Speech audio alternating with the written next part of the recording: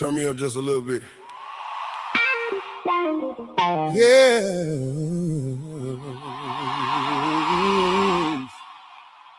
From Detroit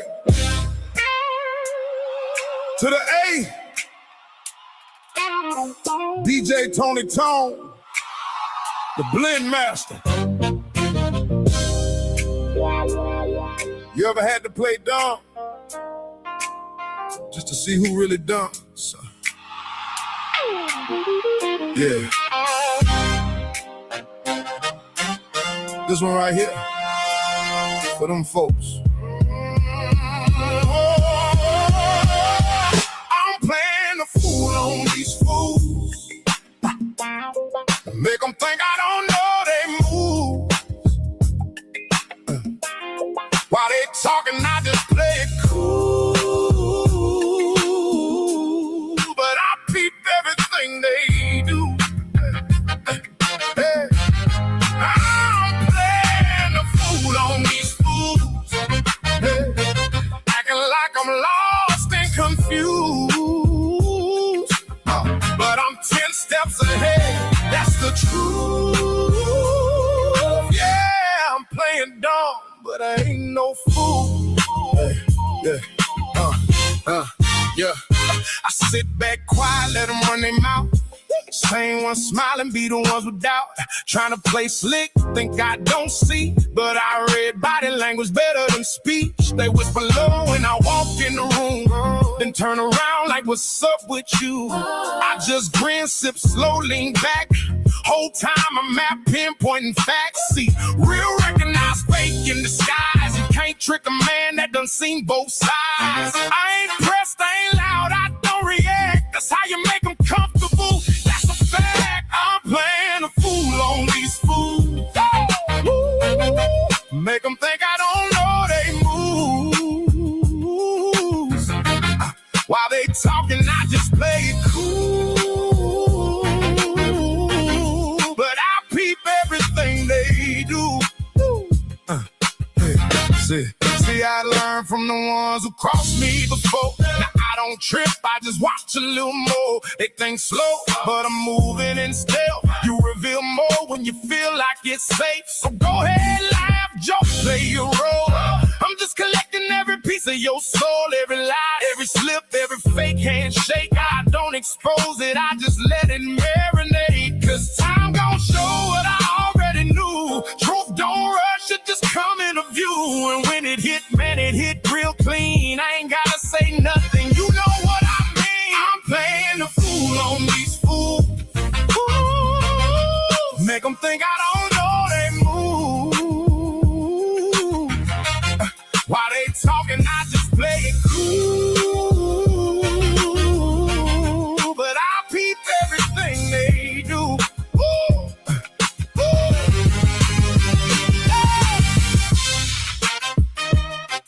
Act like I don't see it, but I see it all.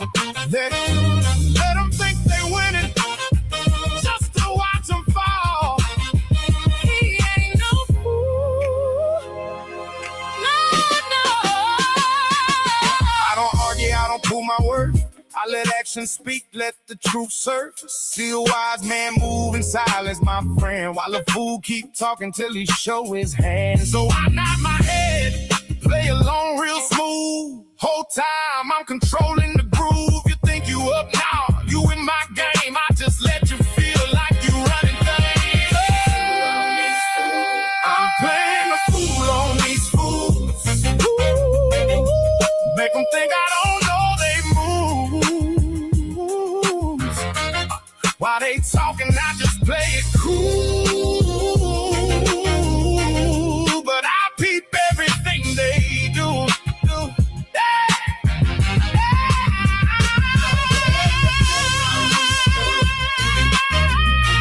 Acting like I'm lost and confused. But I'm 10 steps ahead, that's the truth. Yeah, I'm playing dumb, but I ain't no fool. Sometimes we gotta play the fool Carmelo's a fool.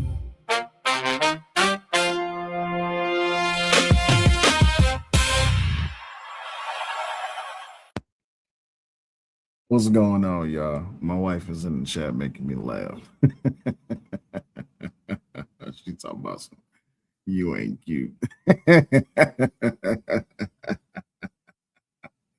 Why my wife got to make me laugh? Well, you know what? That's my better half. That's my best friend in the whole wide world. So I'll take it. I'll take it. But anyway, good afternoon to each and every one of you. I hope y'all are enjoying.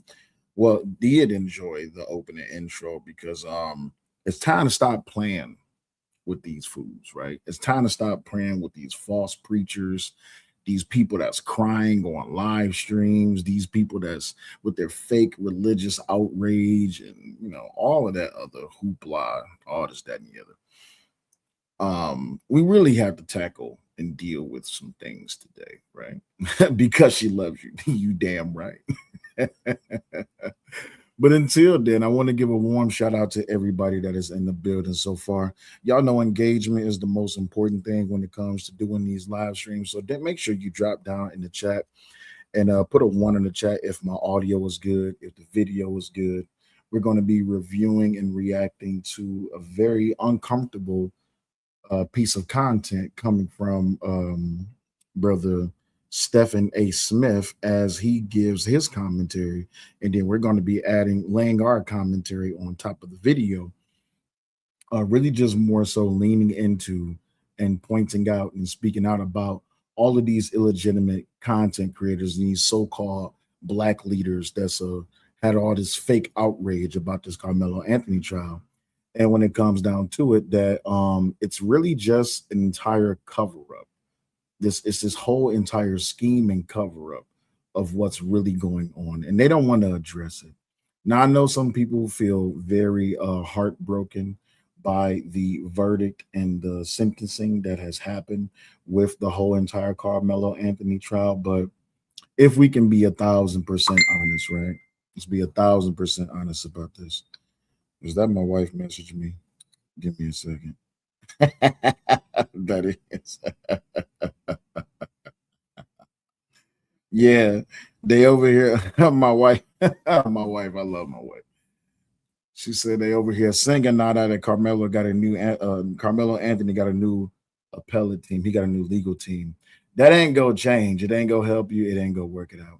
But the most important thing about all of this is that this one right here. This is the biggest problem with this whole entire psyop that's going on with the whole entire Karmelo Anthony trial and its reaction. You said you want me to play it? Okay, you want me to play the clip? I got you, baby. I'll play the clip just for you because you asked. I got you, baby. This my wife said this is how they over there acting in the Karmelo support camp. We're going to call it Karmelo the support therapeutic camp.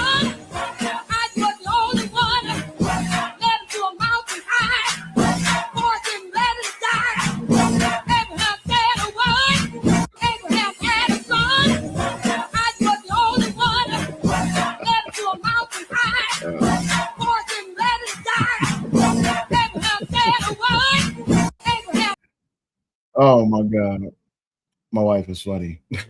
That is how they acted. Y'all don't believe me? Y'all don't believe me? That's how they acted? I swear on everything, that's exactly how they acted. Listen, let me go ahead and play y'all a little evidence of what it is that I'm talking about, right? Let me go ahead and play y'all a little evidence. Watch this, y'all. Watch this. Guess who ain't told a lie yet? When the police came up to him, even when the police came up to my boy, Karmelo, get what he said. No, the police said, we have the alleged in custody. Get what Karmelo said. He said, no, sir, I'm not alleged. I did it. Man, I'm finna get teary-eyed, dog. Boy, Karmelo had the truth on his side the whole damn time, man.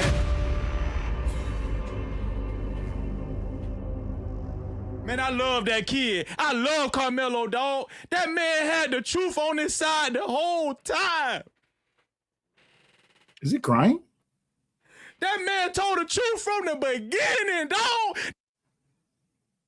Is he crying? That will let you know how honorable that boy is. He honorable? And then... He said a month ago he didn't even know Karmelo existed. Is he crying? And then he was so compassionate. He said, is he going to be okay after he told the truth?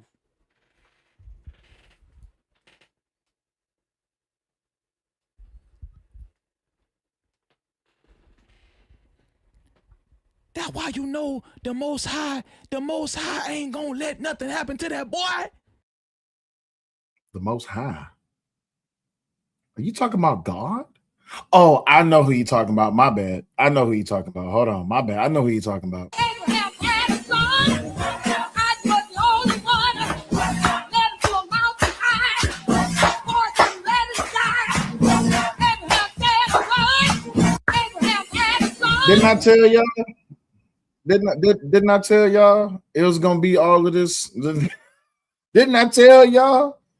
Didn't I tell y'all? Hold on. It gets better. It gets better. Don't y'all let them black coons try to shame y'all. Don't y'all let.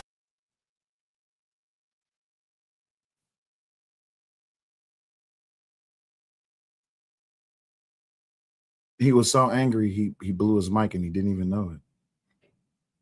That's how angry he was. He was so angry that he blew his mic. That's how angry he was. I just want y'all to pay attention to that. Can we take Wi-Fi? Can we take folks' Wi-Fi? You should take the Wi-Fi, the Ethernet cord, everything. Everything should be taken. That's just the way I feel. Right?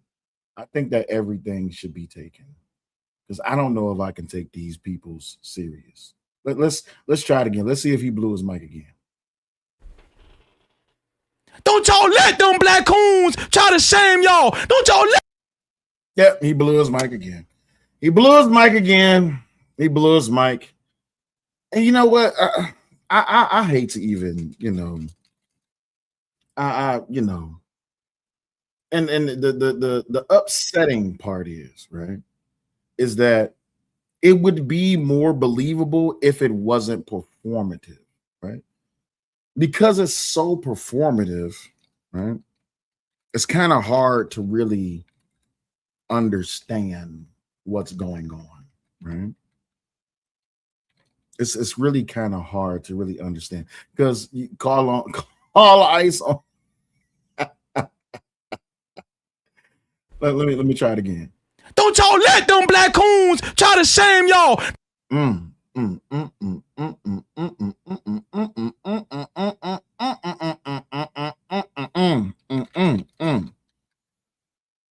You see, the real problem with all of this, man, is that unfortunately, when it comes down to it, unfortunately, when it comes down to it, you have a lot of people who are so emotionally invested into this whole entire Karmelo Anthony case that they're losing their ever-loving mind, right? They're losing their grip on reality, and they now think that the reality of it is that we can't see through the minutia, right? We can't see through the minutia and the performance of it all, right? So let's check it out. Let's see what we got going on. Let's see what we got going on. Don't y'all let them black coons try to shame y'all. Don't y'all let them racist white folk try to shame y'all about an honorable kid. That kid honorable. And guess what? He in prison right now just like Jesus was, just like Paul was. Don't y'all let them people fool y'all. This is honorable. This kid is honorable. Don't let them demonize Karmelo. I'm telling y'all, the worst thing you could do is let them demonize Karmelo. No, understand that Karmelo was the only one that told the truth and said, no, I'm not alleged. I did it. And is he going to be okay, officer?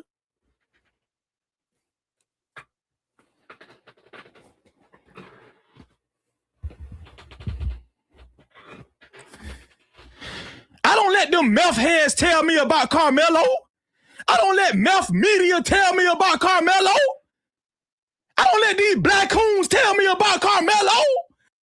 I want y'all to pay attention to something, right? Whenever y'all hear the term black coons, and I'm not saying that he's talking about me specifically, but in the past, I have been referred to as a black coon.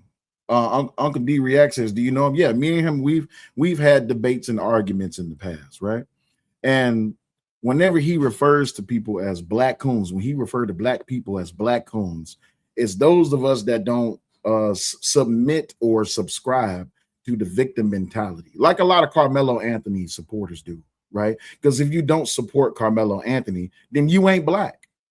Right? That's the new standard. You have to support Karmelo Anthony by all means necessary, and that validates your blackness. And this is the disgusting racism that I'm talking about. Let's keep listening.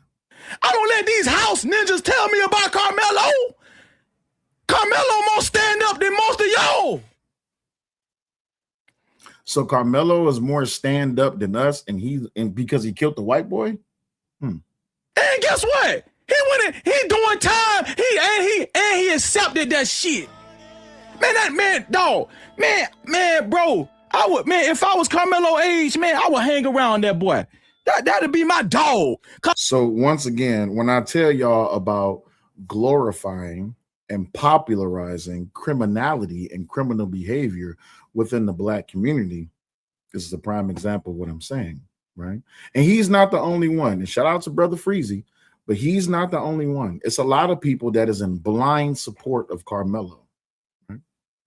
And when you call it out to say, hey, remove race, I'm not saying take God out of it, but don't try to introduce Jesus. Don't try to introduce Jesus into it just because you didn't get the verdict that you want. Because if God is responsible for everything that happens and you believe in the Most High, right? God should not only get the acknowledgement when things go your way. God should also get the acknowledgement when things don't go your way. Amen. Can I get an amen in the chat? See, a lot of people don't really want to talk about this thing called religion, faith. They don't want to talk about this wonderful being called God, right? Because God is in the midst, whether things is going right or going wrong. So how is it that you are calling on the name Jesus and you are calling on God and you giving God praise and you're glorifying a murderer? Some of y'all may not know about the story of Cain and Abel. Some of y'all may know the story of Cain and Abel, but did you get the message? And yet here you are crying on a live stream. Guess who ain't told the lie yet? When the police came up to him, even when the police came up to my boy, Karmelo, get what he said. No, the police said we have the alleged in custody. Get what Karmelo said. He said, no, sir, I'm not alleged. I did it. Uncle Rick in the chat says it's why they don't understand fathers. They don't understand God. Facts. If he accepted it, why is he filing an appeal? That doesn't sound like he accepted it. It sounds to me like he's trying to continue to cry. But that could be me. I could be wrong, right? Man, I'm finna get teary-eyed, dog. You're gonna get teary-eyed over a murderer? Boy, Karmelo had the truth on his side the whole damn time, man. He had the truth on his side of the whole damn time. Okay, so let's be truthful. Do y'all mind if I be truthful? Put a 1 in the chat if I can tell the truth, right? I just want to know what's going on, Messy. What's happening? Tootie Bugs and hey, I'm being a bad host. Shout out to each and every last one of y'all for being in the stream today. Make sure you put a 1 in the chat for engagement. If you'd like to support the show, just ask for the links for support, and the moderators will drop them to you. So let me be honest, right? This is what's disgusting about this. Let's tell the truth, right? So let's talk about what happened in Chicago over the weekend. I think we had 39 shootings or 50 shootings and 39 deaths or something like that. Where is was God in the midst in that moment too? Are we going to glorify the shooters? Are we going to glorify the YNs? Are we going to overlook all of the grieving families that now have to bury their children? Are we going to talk about the violence that has been going on, especially down there in Texas? You know, the young boy that went into the store and stabbed and killed the man because he didn't want to sell him a 99-cent Black and Mild. We're going to talk about that? Are we going to be honest about that? Are we going to tell the truth? Right? But let's continue. Let's continue, right? Dog. Boy, Karmelo had the truth on his side the whole damn time, man. He did? Man, I love that kid. I love Karmelo, dog. How do you love a kid you don't know? But yet you say, oh baby. He said he loved Karmelo. He loved that kid. He loved a kid he don't know. But just because I have a disagreement in beliefs that he do, I'm a black coon. Let that sink in. So You got to speak up. Remember when we were talking about the scripture, right? Yes, ma'am. Remember when they asked Jesus which 2 of the commandments were the most important? Come on now. It was put no other God before me. Amen. And love your neighbor as yourself. Amen. So if you harbor hate in your heart, you are in fact against God. What if you're a racist? Are you against God? You are against What God. if you're a black person and you hate white people? Are you against God? You are against What God. if you're a black person and you're celebrating and calling for support to support a criminal just because he's black, and you only support him because he's black because he killed a white person? Does that mean that you have evil in your heart? Yes, it does. Oh, okay. So that means that you're an evil person. That means that you should repent. That's so you should repent. Oh, okay. So Don't they should do take no 5. communion. I hope none of y'all is taking communion. Because you know they taking communion, right? They taking communion by way of Cash App, Super Chat. But you know, they are eating and drinking damnation unto themselves. Absolutely. Oh. Okay. All right. Let's continue. Oh, look, I finished my servitude. I was playing the baseboard. Good job. You was playing the baseboards. Good job. You did a good job. That man had the truth on his side the whole time. Oh, he did?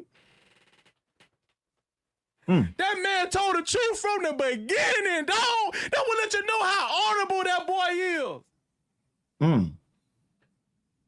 Is he crying? He is crying on a live stream. Come on, brother. Freezy. Why are you crying for a criminal? Listen, I'll even take it a step further. It's okay to cry for a criminal. But Jesus said, Father, forgive them, for they know not what they do. Amen. Can I get an amen in the chat? Isn't that what they said? Father, forgive them, for they know not what they do. Well, why is it that they don't know what they do? Oh, that's because delusion and idiocracy and racism clouds your judgment to where you cannot see the truth. And the truth is that if it's not okay for white people to be racist or prejudiced or bigoted towards black people, then it also means that it's not okay for black people to be racist or bigoted or prejudiced against white people, or even against other black people. But again, I could have swore he started out the statement by saying black coons. Let me make sure I heard that correctly. Don't y'all let them black coons try to shame y'all. Oh, okay, cool. So it's all performative, right? Don't y'all let them black coons try to shame y'all. Okay. He ain't snitch. He ain't do none of that. Man, that man went to the door with that shit, and he doing his time. And guess what? He's still keeping his head up for an appeal. Huh? Man, that man, I'm gonna tell you right now, man. I'm finna make me a Karmelo hoodie. You is? I'm finna make me a Karmelo hoodie, cause that nigga real. And that's the problem right there. Did y'all catch it? Not he a real man, but that nigga is real. He real because he caught a body. He real because he killed the white man. He real because he's standing up in what it is that he did. So Uncle Rick says, so he did it? So then he right where he's supposed to be. The watermelon felon is right where he's supposed to be. Okay. All right. Let's continue. Karmelo real and Austin dead. Damn. Whether y'all want to admit it, whether y'all want to say it or not, but y'all around here trying to be politically correct and say, oh, Austin ain't dead. He's still with us. Man, that man dead and his daddy a liar and his brother a liar and them kids that got up there on that stand bear false witness too. And that's the truth. Now, did I lie? Did Freezy lie? Tell me where I lied at. Tell me where I lied. That's the only time you make Freezy feel bad. That's the only time you make me feel bad. Tell me when I told a lie. You told a lie by saying that you're not a bad person. I'm not sorry. No, you told a lie when you practicing racism and you're speaking God's name in the same vein, right? You're practicing the same racism that the Southern white Democrats who wanted to keep black people enslaved, who fought in a whole entire civil war, who brought about KKK, who brought about Jim Crow laws, who practiced in redlining, everything below the Mason-Dixon line. You're doing the same. All of the racist white police officers that said that they feared for their life, you're doing the same thing. And they did it all. Hold on, watch this, y'all. Watch this. Y'all ready? Y'all ready? They did it all in Jesus' name. Remember, they was preaching that slavery, that the right to own slaves was ordained by God. It was in the Bible that they could own slaves. Shout out to Uncle Rick. He says, so everybody lying except Karmelo. Pay attention. Pay attention. Everybody lying except Karmelo. Karmelo ain't the only one. He the only one ain't lying. So you're trying to justify your racism the same way that the slave masters justified their ownership of slaves. Amazing. All right. Listen, I can hey, if that's what you want to ride with. Let's ride.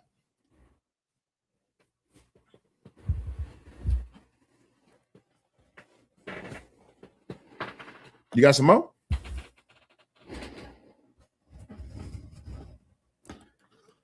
Man, shout out to Conversation with MJ, $82 sponsorship.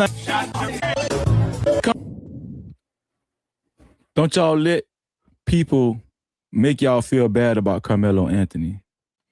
No one has to feel bad about him, nor do we have to feel good about him. The only thing that we feel bad about is just the fact that Austin Metcalf was murdered. We feel bad about that. We feel bad about the fact that Karmelo Anthony's parents, who ain't shit, righteously, Karmelo Anthony's parents, once they got the verdict and they gave their little statement, his mother gave the statement, they left him, right? They left him during that sentence. They left that boy, this stand-up boy who's so righteous and ordained by God, and he's the one, he's a saint. If I was to show y'all, what the hell is that noise? Oh, okay.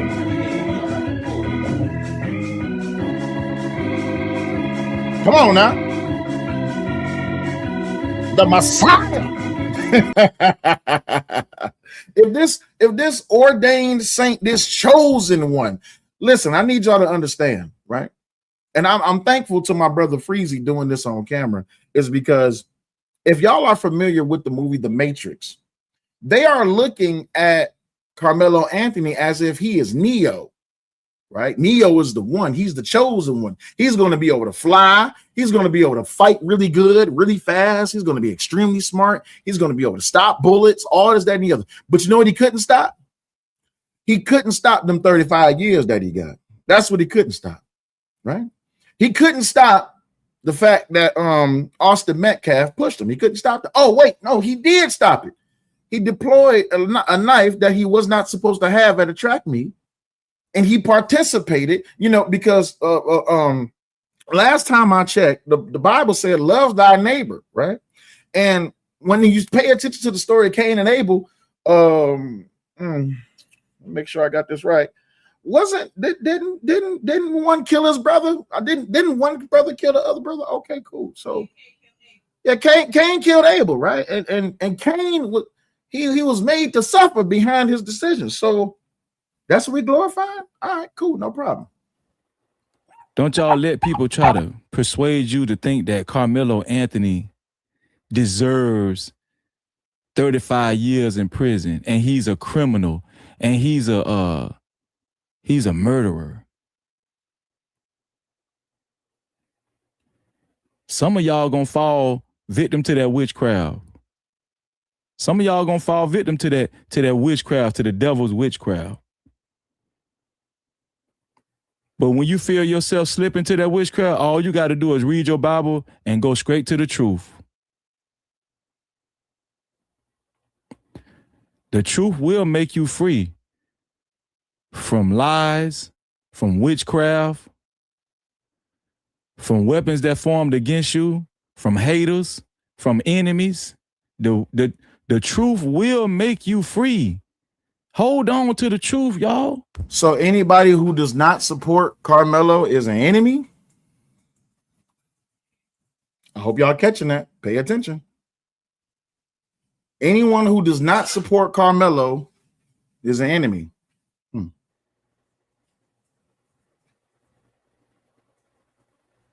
Hold on to the truth.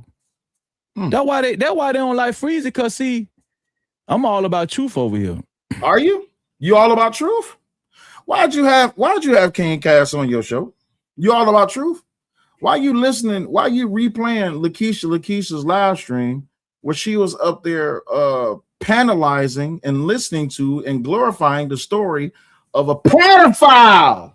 Hey, Freezy, brother, I just want to know, why do you believe the lies of a pedophile and you just can't simply look at the facts and understand that Karmelo Anthony is guilty validly for killing Austin Metcalf, and he got to sit down for 35 years? And that's just the bottom line. Not because Stone Cold said so, because that is the law. You cannot take someone's life, especially using disproportionate force lethally to non-lethal force. But you tell the truth. You tell the truth, brother. You tell the truth. Let's continue. I can say Austin was the aggressor. And when you say Austin was the aggressor, well, guess what? We got grounds for self-defense now. Wait, didn't he just say he tell the truth? Wait, huh? Where was it ever reported that Austin... Wait, hold on. Wait. Time out. Hold on to the truth.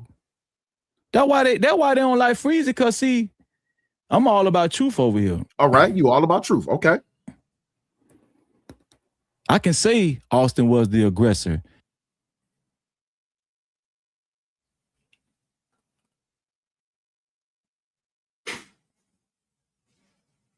Why the fuck you lying?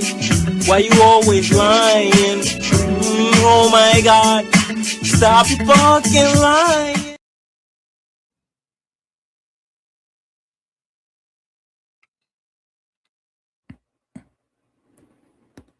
I can say Austin was the aggressor. And when you say Austin was the aggressor, well, guess what? We got grounds for self-defense now. They don't want to hear that. So you have to fabricate a lie and tell a falsehood of a story just so you can get a verdict that you want. And this all supposed to be ordained in Jesus' name. So lying is what's... No doubt, Negativity. They don't want to hear that. Yeah, now we got grounds for self-defense. What y'all think Karmelo would be if all them kids told the truth and said Austin was the aggressor? I can't lie, Your Honor. Austin was the aggressor. What y'all think Karmelo would be right now if them kids told the truth? Put it in the chat. What do y'all think Karmelo would be? Uncle Rick said, I'll be telling y'all these folks is disgusting. Listen. If all them kids told the truth? Because Karmelo didn't get convicted off of the prosecution proof. Shout out to Bully Mom. Thank you very much for supporting the show. Always speaking the facts. Thank you very much. If y'all would like to support the show, just request the support links in the chat and the moderators will drop it for you. Proven beyond a right. Where is the proof that they lied? Right. Beyond a reasonable doubt that Karmelo committed first-degree murder. He didn't convict it because they proved that beyond a reasonable doubt. He got convicted from testimony, witness testimony, painting a picture of him being the aggressor. Wait, I thought you said you tell the truth. It was a combination of facts, sir, that was presented by the prosecution and not rebutted by the defense. You think the witness testimony is the only thing that got him convicted? No, it was the witness testimony. It was the murder weapon. It was the video. It was the testimony by the coaches. It was the testimony by the medical examiner. I thought you was telling the truth over here, brother. What happened, Freezy? He got convicted because he took a life. That's it, and that's all. That's why he got convicted. Emmanuel says, didn't he confess? He confessed to it. It's on the body cam. I'm not alleged. I did it. How performative? I'm sorry, y'all. Do I got to break down and cry? Right? Do I got to start breaking down and crying? Because maybe I'm not crying hard enough. 20 plus witnesses. Think about that. Think about it. If they would have told the truth, Karmelo would be home right now. He'll be here. Oh, in other words, had they just lied for the black boy or had they just lied for Karmelo, right? Then Karmelo would be here. So in other words, y'all wonder why those three black jurors got dismissed from being on a jury? Because they was not able to be impartial. And the more y'all talk about this, y'all show that y'all cannot be impartial. Remove race from this whole entire situation. And I am glad a lot of y'all are or could not be on his jury, because now you're telling us that a jury of his peers is a jury of liars. Amen in the chat. Can I get an amen in the chat? So those who would support Karmelo or those who are supporting Karmelo, they have no impartiality and they are liars. Okay. All right, cool. All right. I'm getting there. I'm getting there. They viciously lied on that kid. And they got to live with that. They do. They bear false witness. And God is going to take care of all of this. God going to take care of all of it. He going to rectify all of this. He is. So let's just play this game. If it was Austin that murdered Karmelo, would you be having this live stream? Even more so, you said God gonna rectify this. I'm sorry. Let me know when all of the black on black crime has come to a stop, because it sounds like that faith without works is dead. So God is only going to do so much. God only needs to do so much that the rest of the responsibility falls on you. So in the black community, if y'all not going to address the black on black crime and the degenerative behavior, the negative behaviors, and all of the connotations that y'all push out, it sounds to me like y'all trying to meet God halfway, or y'all want God to do more than what y'all willing to do. Right? You can pray to God all day, but if you ain't gonna have no changed behavior, what good is prayer? Because faith without works is dead. Amen. All right, cool.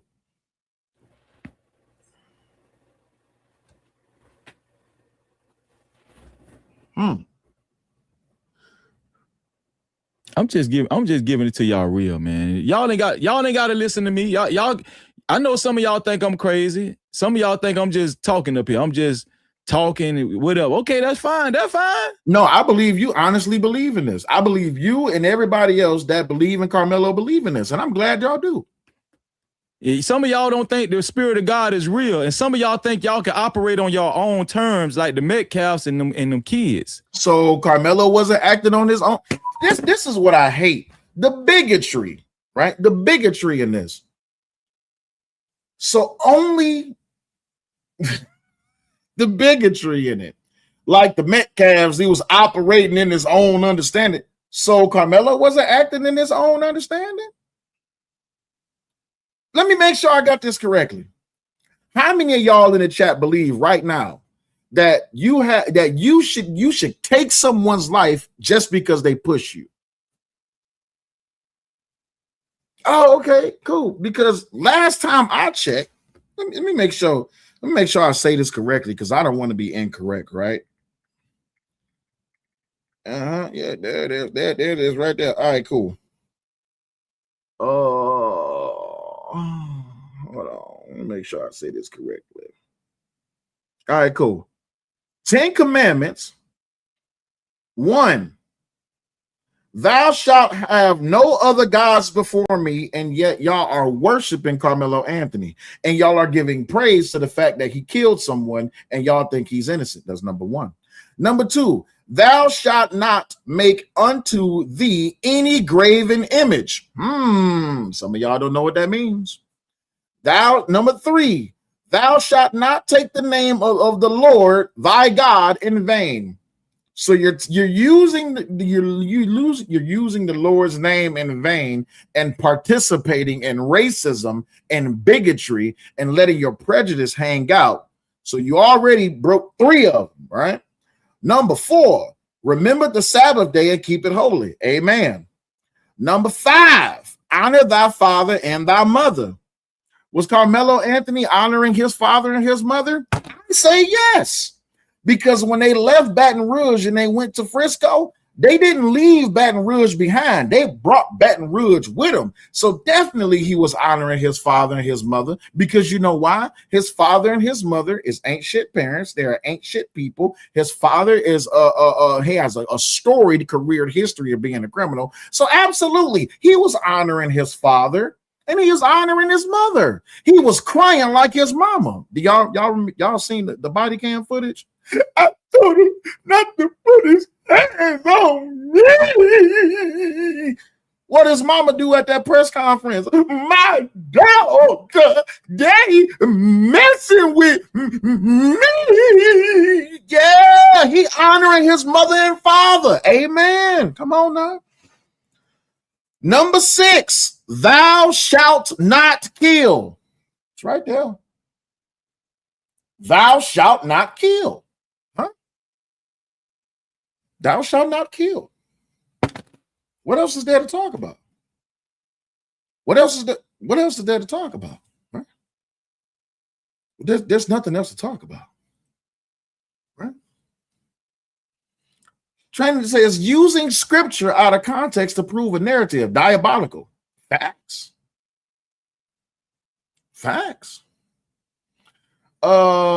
Edo James says Detroit is reaching extremely far. We can tell he learned who learned spin from Republicans. Unfortunately for you, sir, I was born and raised in Detroit, Michigan. I was born and raised and brought up in a democratic state with democratic principles and democratic teachings, because I was mostly brought up by Black people who were Democrat. But in 2009, after I joined the United States military and I became more interested into politics and why it is that people behave on the scale that they do when it comes to, presidents and policies and all this, that, and the other, I started looking into things and I started asking questions. And the questions that I asked was, why is it that I, as a Black man, have to vote Democrat just because I'm Black? And the answer I got back is, that's what Black people do. But then when you go and do the research and you find out that Black people were originally conservative and that we was voting Republican, then you have dumbasses like this guy and the chat, Mr. What's his name again? Edo James. You have dumbasses like him in the chat that says that, oh, you must have learned from Republicans. You right. Okay, cool. You right. Traveling fools, what's going on, man? So anyway, let's continue. And Hunter, And Austin, some of y'all think y'all can operate on your own terms. And here's the thing. Like how a lot of y'all think when y'all say touch me and find out. Even Karmelo knew, you know what? I wish I wouldn't have been in that situation.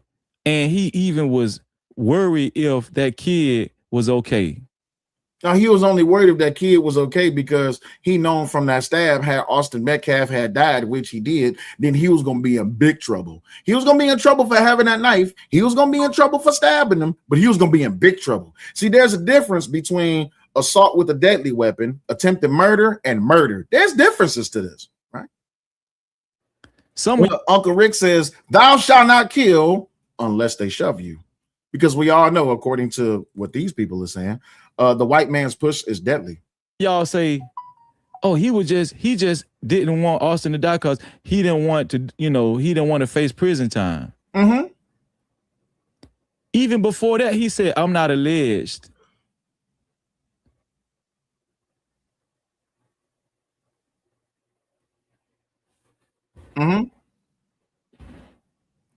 Anything else? It ain't even just some of y'all faith be getting weak out here. It ain't even just about Karmelo. I'm finna teach y'all something. Nah, I don't want to be taught by you, brother. I appreciate you and your commentary, but I don't want to be taught by you, brother. So let's move on to Stephen A. Smith and why it is that we are here today. The reason we're here today is because this is the Karmelo cover-up. The outrage is a cover-up to a bigger problem. Let's listen to what Stephen A. Smith has to say about this. Twice a week over the airways of YouTube, of course. Of course, you know my POTUS show is every Wednesday night from 6 to 8 p.m. Eastern Standard Time over the airways of Sirius XM POTUS Radio. That was Officer Tatum responding to Dr. Umar Johnson, who was talking about what And Dr. Umar Johnson is just a big ass fool. Studio says Freezy is just grifting like a motherfucker. Defending Karmelo is indeed a grift, right? If you pay attention to some of these content creators, right, going after attacking black men is a grift. How do we know it? Because they did it for 6 months now, right? For 6 months, they attacked a black man and his family, and it was a grift. They grew their channels. They made a lot of money. They got interviews. They got a whole bunch of things, right? Now, the new grift is to not just not attack a black man, but defend a black man only because he's black and also participate in racism. So, yeah, it's a grift. Let's continue. Inspired with the whole Karmelo Anthony situation. You know, the kid, he was 17 at the time. He's 19 now. He's recently convicted of first-degree murder based off of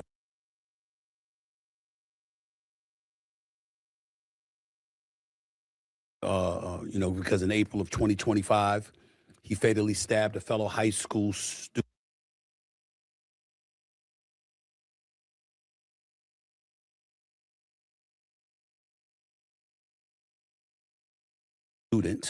High school athlete Austin Metcalf in the chest during an altercation at a track meet in Frisco, Texas. A jury convicted Anthony of murder on June. My bad. Y'all seen these big ass shrimp? Look at these big ass shrimp. Y'all see these big motherfucking shrimp? Jesus. 9th and 10th of this year, rejecting his self-defense claim and sentenced him to 35 years in prison. Now, as we all know, I definitely had my reservations about that sentencing. I remember the case involving Casey Allison, who in May of 2022 was also a Texas high school student and fatally stabbed a classmate, Joe Ramirez, during a confrontation in a Belton high school bathroom. He ultimately was acquitted of murder and manslaughter, but convicted of criminally negligent homicide, where he was sentenced in June of 2025 to a maximum 10 years in prison. So he murdered somebody, he's getting 10 years. Karmelo Anthony murdered somebody, he's getting 35 years. And different cases, different situations. Stephen A. Smith, I wish you did not do that. You need to understand, Stephen A. Smith, the details and the arguments that was made in that case is what got him a lesser charge and lesser time. That discrepancy has a lot of people in an uproar and what have you. Apparently one of those people is Dr. Umar Johnson. Now, I listened to what he said there. And let me state this. I respect him. I respect the man. I respect his intelligence. Officer Tatum, I'm not going to emulate you. I'm certainly not going to disrespect Dr. Umar Johnson. I'm not going to call him an idiot or question his intelligence. I will say, however, he's definitely out there with the stuff that he was saying. I heard no evidence of Karmelo Anthony or Austin Metcalf falling into a knife. That is a fact. And why people keep on trying to put that narrative out there that Karmelo Anthony fell on a knife, you can clearly see the video and you can see Karmelo stab Austin. And by the way, Dr. Umar Johnson is a dumbass. I heard no evidence of that whatsoever. And there were 21 people, who was considered for the jury. You had grand jury testimony and all of this other stuff going on. And there was 21 people that were talked to. There were witnesses that were in attendance. Nobody talked about Austin Metcalf falling into a knife. I don't know where that comes from. And obviously, because of how severe the penalty was, 35 years in prison, we're going to take into account history from an historical perspective. Excuse me, let me chime in. I know exactly where it come from. I know exactly who said it. I know exactly when they said it because I have the clip when they said it. But since that person and those people tried to strike my channel, I won't be playing that clip. But it was on TikTok. And the person's name was Tiffany Billions, along with King Cast. That's who started that rumor and that lie that Austin Metcalf fell into the knife. That's who started it. The liars. Tiffany Billions, along with King Cast and the pedophile, Morris Dwayne Turner, they started that rumor. And we all know that it's a lie. But let's continue. Perspective from a racist perspective, and we're not going to be uncomfortable with the discrepancy that exists between somebody like Casey Allison compared to a Karmelo Anthony. I got that part. But that doesn't give us a license to then turn around and to just come up with stuff that might have been, as opposed to listening to the evidence that was actually disseminated and making reaching a conclusion based off of that. Absolutely.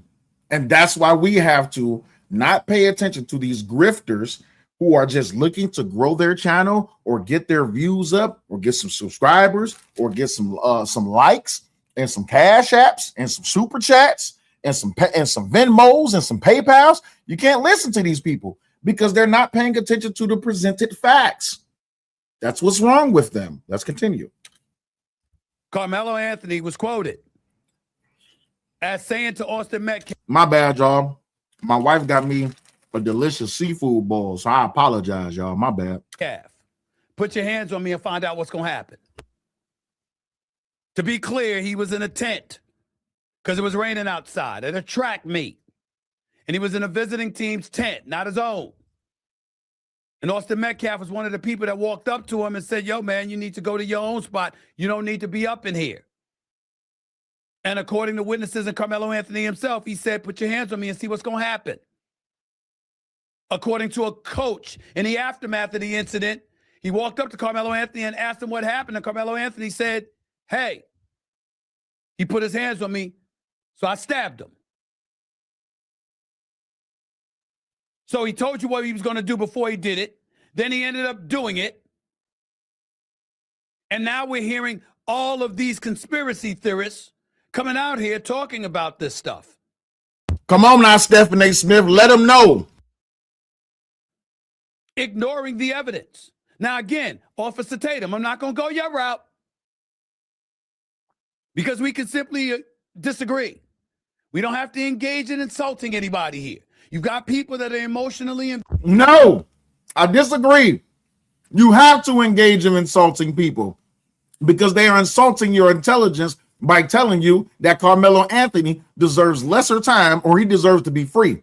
You have to. No, I disagree completely, Stephen A. Smith. You have to attack the bullshit narratives that they're putting out because they are lying and they are recruiting people into their lie. If you do not stop propaganda, propaganda will grow. This is one of the biggest problems that they had all within the political arena, right? So no, Umar Johnson, Freezy, and anybody else out there lying and participating in racism. You have to stop that. You have to attack that narrative head on. Invested because they see a system that they think is inequitable and unequal. And as a result, they react accordingly because yet another black kid is going down with a level of severity that isn't being shared by somebody who isn't black, but comes across as having committed the same crime. Now, there's different circumstances. One involved a fight that both volunteered to confront one another about. Bang! So how can you say it's the same case? The circumstances is different. One was a mutual fight that ended up in the bathroom where one person got locked in. Another one had the opportunity to walk away because he was asked over 15 times to leave before he even got pushed. See, there's a difference. Case analysis agreed to a mutual fight in which he ended up using a knife because he was locked in the bathroom. He feared for his life because he don't know these people. Karmelo Anthony didn't know these people. He knew one person, maybe even two. I'll give him two. But you know what the problem was? The problem was Karmelo Anthony was in a wide open area. He was not locked in. He was not surrounded. There was not no one jumping on top of him. Nothing. He had the opportunity to leave. Let's continue. One was getting the better of the other. Ultimately, a stabbing took place. A killing occurred. And as a result of that killing, Allison got 10 years in prison because of criminally negligent homicide as opposed to manslaughter or murder. Karmelo Anthony went the route of self-defense through the advice of his lawyers and ultimately ended up being convicted of first-degree murder. As far as I'm concerned, it wasn't a jury of his peers because there was nobody black on the jury. This is where you lose me at, Stephen A. Smith. This is where you lose me. A jury of your peers does not mean black people. Let me ask everybody in the chat. I'm going to ask all 367 people watching right now, right? Let me ask everybody. Would y'all say that we are a podcast of peers right now because we're all in the same stream right now? Would y'all say that we're a podcast of peers? Because I know that all of us is not black. I know that all of us is not white. I know that some of us might not be black or white. I know that some of us might be from a different country. I know that some of us might have a different genetic makeup or background. So we are not a monolith. We are a podcast of peers. Hello, baby. You can have the rest of my sausage in my corn. I'm so full. Okay, put it in the refrigerator. I'll eat it later. I'm kind of dealing with a mess right now. I'm trying to eat and do commentary at the same time. So I like to make you challenge mode expert. You challenge mode expert? Okay, I need something to drink though. Can I get something cold to drink, please? Thank you very much. So Karmelo Anthony committed a crime in Frisco, County, Texas. His jury of his peers is people who he live around. That's his jury of his peers, not someone who y'all want to be there. I don't get to choose who's in my chat. People are just in my chat, right? I don't get to choose who's in my chat. I don't get to choose y'all's race. I don't get to choose y'all's gender. I just know that I'm live and there's people in here. So I disagree with you on that, Stephanie Smith. All of that. There's nobody black on the jury. That's not a jury of your peers, even though there's no law that stipulates your peers means that your ethnicity has to be shared. I do understand that. Exactly. But I think it would be nice if you're going to call it a jury of your peers, that it needs to be some people up there that look a little bit like you. No, I think it would be nice if you don't murder people. Let's start there. I think it would be nice if you taking a knife to a track meet that you're not supposed to have, you don't use that knife to murder people. I think that would be nice. That would be really nice. We wouldn't have to sit up here and talk about this. That would be amazing. But you know what the problem is? You have ignorant people who believe that a touch is a death sentence. Okay. That shares your pigmentation, your hue, your ethnicity. I think that's fair, in my opinion. But again, no laws were violated in terms of the makeup of that jury. Having said all of that, the reason why this point is relevant right now is because of a very uncomfortable truth. And what's the uncomfortable truth? The uncomfortable truth is that, once again, we find ourselves Dropping the ball there a little bit, dare I say. His lawyer, who was that going to be? Did we do our due diligence? The makeup of the jury, did we do our due diligence? The charges that were ultimately going to be filed against him, what he was indicted for, what he was going to be prosecuted for. Did we have the right people in place to make sure that wasn't putting Karmelo Anthony at a considerable advantage? Disadvantage? Did we do all of those things? Yes, we did. That's why you have this thing called voir dire. That's why you have this thing called jury selection. That's why you have this thing called due process. That's why you have this thing called the Sixth Amendment. That's why you have this thing called the First Amendment. That's why you have this thing called the United States Constitution. It's also why you have this thing called case law. It's also why you have this thing called statutes. It's to ensure that you, as a person, if you are a defendant, you have a right to a speedy and fair trial. So now y'all going to have to depend on the new team that didn't do nothing team to prove that he did not have a fair trial or if there was trial errors. That's going to be interesting. We're going to hear from that appeal in about a year or two. Or were we a bit late to the party in that regard? And considering that one could argue that we were late to the party in that regard, for those who want to support Karmelo Anthony. That's the thing I think that people don't really get. What's that, baby? You got to speak up. That the appeals process is not to retry the case. Right. You don't get a second chop at it. You only get a second chop at the tree if there was errors in the trial. Absolutely. So, absolutely. good luck. Good luck. Have fun. Let me rewind it back a little bit. That wasn't putting Karmelo Anthony at a considerable advantage. Did we do all of those things? Yes, we did. Or were we a bit late to the party in that regard? No. This is the problem I have with him using the statement where we a little bit late to the party. Hey, Stephen A. Smith, my good brother, OG, there would never have been a party if Karmelo didn't stab and kill Austin Metcalf. I think we can all in the chat understand that. There would be no party if there wasn't no party starter by the name of Little Pistol Starter. Shout out to the Angry Man, who was carrying around a knife. We wouldn't be here. We wouldn't have to be deliberating on who was on the jury and did he have a fair trial. All he has to do is just pick up the dukes and fight. But no, he wanted to stab somebody. And considering that one could argue that Gray in the chat says no black jurors is a trial error. So I'm going to ask everyone a question in the chat. The question is this. There's a black kid on trial for killing a white person, and you are a potential juror. Can you be impartial?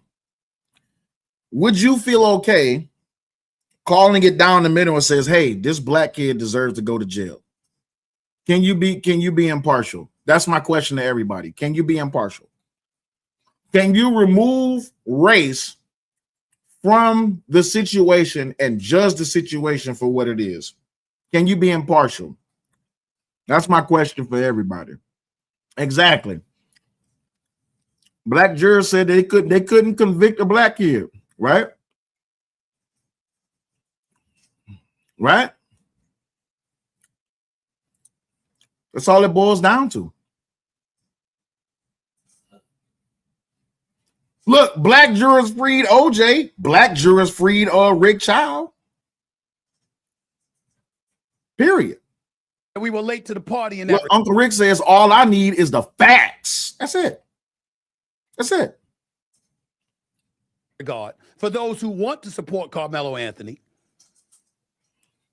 who want to act like a crime wasn't committed, who want to act like he was completely provoked, instead of bringing up the fact that he had no business having a knife at a track meet, instead of acknowledging the fact that he was in no real perceived danger in terms of his life being threatened, in terms of acknowledging the fact that under no circumstances, based on the evidence of what has happened, did it warrant him stabbing somebody in the chest?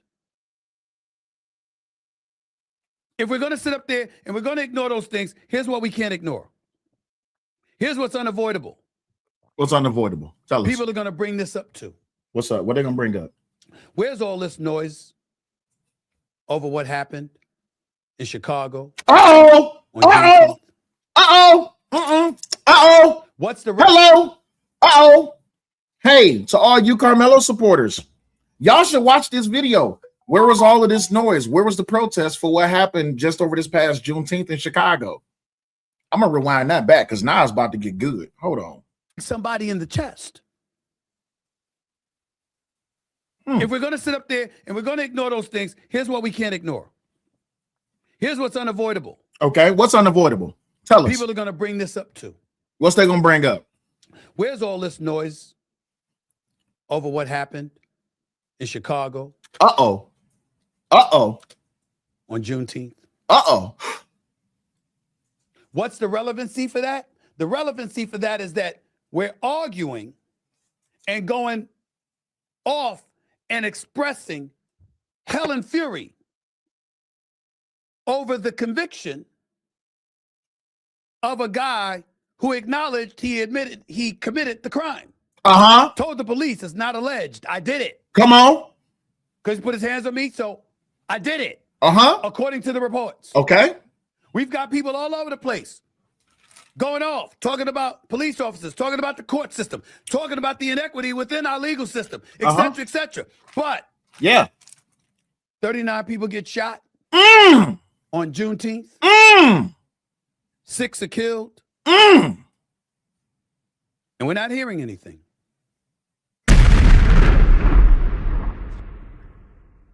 Fake fucking outraged.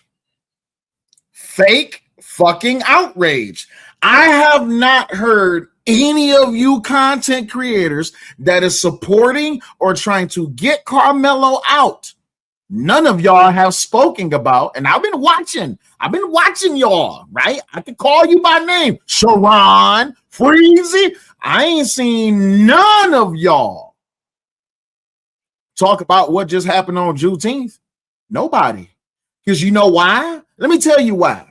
Because all of the videos and the photos and the body cam footage came out about the Karmelo trial on Juneteenth. Y'all was so focused on this Negro, and y'all haven't said anything about it yet, about the families that is grieving over their children being slain in Chicago over Juneteenth. No, we do got a truce. We got a truce. I'm just calling it down the middle. Ain't no beef. I didn't say Freezy a whole ass nigga. I ain't say he a bitch ass. I didn't say all of that. I'm just saying, why he calling everybody black coons and that there's haters and that there's traitors for not supporting Karmelo, how come you ain't talk about this? Where's the outrage? How come Freezy ain't crying on stream about the 6 people that died and the 39 people that got shot on Juneteenth? How come he ain't crying on stream about that? Let's play it again. Guess who ain't told a lie yet? Mm-hmm. When the police came up to him. Mm-hmm. Even when the police came up to Mm-hmm. him. Mm-hmm. Even when the police came up Yeah. to my boy. Yeah. Karmelo, get what he said. What'd he do? What'd he do? The police said, we have the alleged in custody. Get what Karmelo said. What'd he say? He said, no, sir, I'm not alleged. I did it. That's what he said? I'm finna get teary-eyed, dog. You about to get teary-eyed? Wait a minute. You about to get teary-eyed? Karmelo had the truth on his side the whole damn time, man. Oh, he crying? Wait a minute. Hold up. Man, I love that kid. I love Karmelo, dog. You love- That man had the truth on his side the whole time. Is he crying? That man told the truth from the beginning, dog. Oh, Look Lord. at how honorable that boy is. Lord Jesus. Holy Jesus. Hallelujah. He crying for And then he was so compassionate. He said, is he going to be okay? After he told the truth.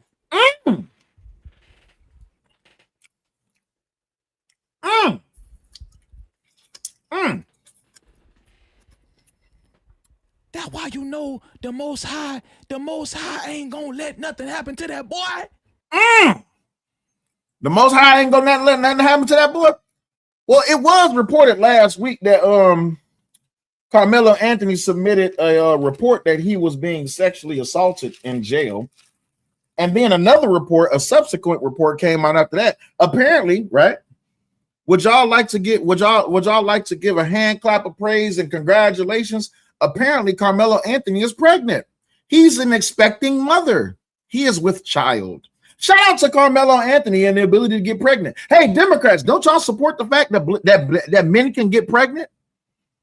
Hey, isn't that what y'all went on Capitol Hill and y'all fought for? Hey, Black Lives Matter, Black community, when y'all got absorbed by the Rainbow Coalition and the Brigade of Gay Frogs, didn't y'all live up under the belief that men can get pregnant too?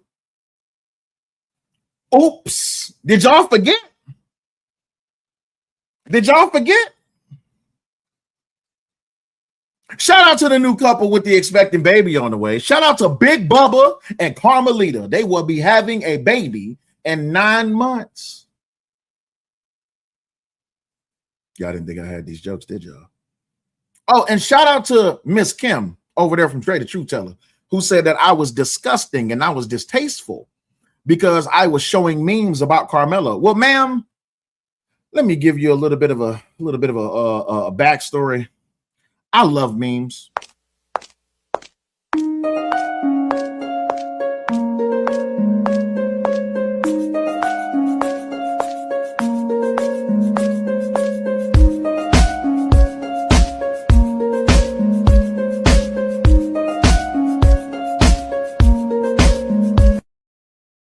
Yeah, he carrying that diaper bag with him. You understand me? He carrying that diaper bag with him. You say stop the rumors? Okay, cool. I'll stop the rumors. Church boy B, let me ask you a question. Karmelo Anthony is serving 35 years in jail for stabbing someone. Church boy, if that was your son that got killed by Karmelo Anthony, would you say that 35 years is too much time? Would you say that he got overcharged? Would you say that he got a fair trial? Would you be on TV hitting podcasts? Would you be saying that, church boy? Would you be saying that? Honey says you are disgusting. No wonder YouTube asked me to swipe. But bitch, get the fuck on. Nobody asked you to be here. Because I don't support him. All right, cool. Life. Okay, cool. Life. I appreciate you, big. I appreciate you, big bum. Appreciate you. Let's continue. Why is that? I bring up Juneteenth, ladies and gentlemen, to remind you what Juneteenth is. What is Juneteenth? Tell us what Juneteenth is. It's a U.S. holiday that commemorates the end of slavery in the United States. Wrong. That's not what Juneteenth is. Not letting you get away with that. When slavery was abolished, they forgot to tell everybody in Texas, or rather everybody in Texas forgot to tell the slaves that they were free.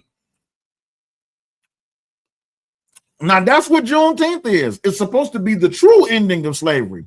But the problem was they forgot to tell them niggas in Texas. That's what happened. That's what Juneteenth is. That's right. Juneteenth, June 19th. Emancipation Proclamation issued by Abraham Lincoln in January of 1863. That's what happened? You sure it wasn't 2 years later? Talking about. Wait a minute, time out. You sure it wasn't 2 years later? I could have swore it was 2 years later. I could have swore. You know what? To all of my scholars, right? To all of my scholars in the chat. When did they tell them in Texas that the slaves were supposed to be free? June 19th. Prince says she's not leaving until you tell her 12 more times. Okay, cool. Get your black ass out of here times 12. 1865, 2 years ago, Union General, reading from here, Union General Gordon Granger arrived in Galveston, Texas, and announced that enslaved people in Texas were free.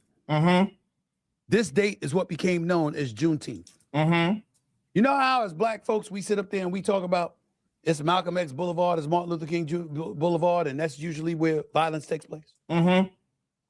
That's what they're saying about Juneteenth right now. Absolutely. Talking about the gun line, ball. 39 people shot. 6 killed. And what are we saying? You got more people arguing about Karmelo Anthony than this. Exactly.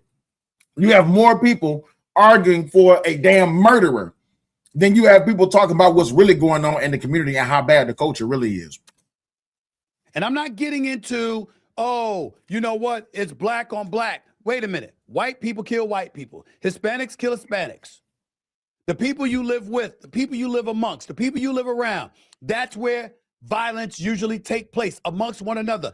I know that. I don't care about that. I care about us, our community right now, as it pertains to this subject. What we going to do, peoples?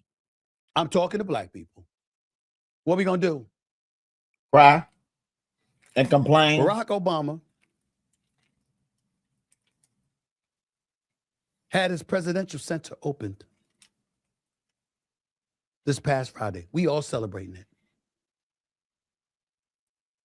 And we got nothing to say about 39 black folks, 39 people rather getting shot. Nope. 6 fatally. Nope. How about this? Let me read some numbers to you. Sure, read the numbers. Because I think it's important. Okay, It's only read the right. numbers. Read the numbers.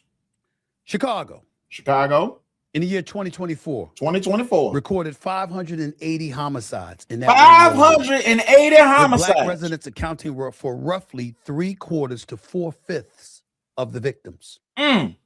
The racial safety gap remains stark. The University of Chicago Crime Lab reports that in 2025, black Chicagoans had a homicide rate of nearly 40 per 100,000 residents.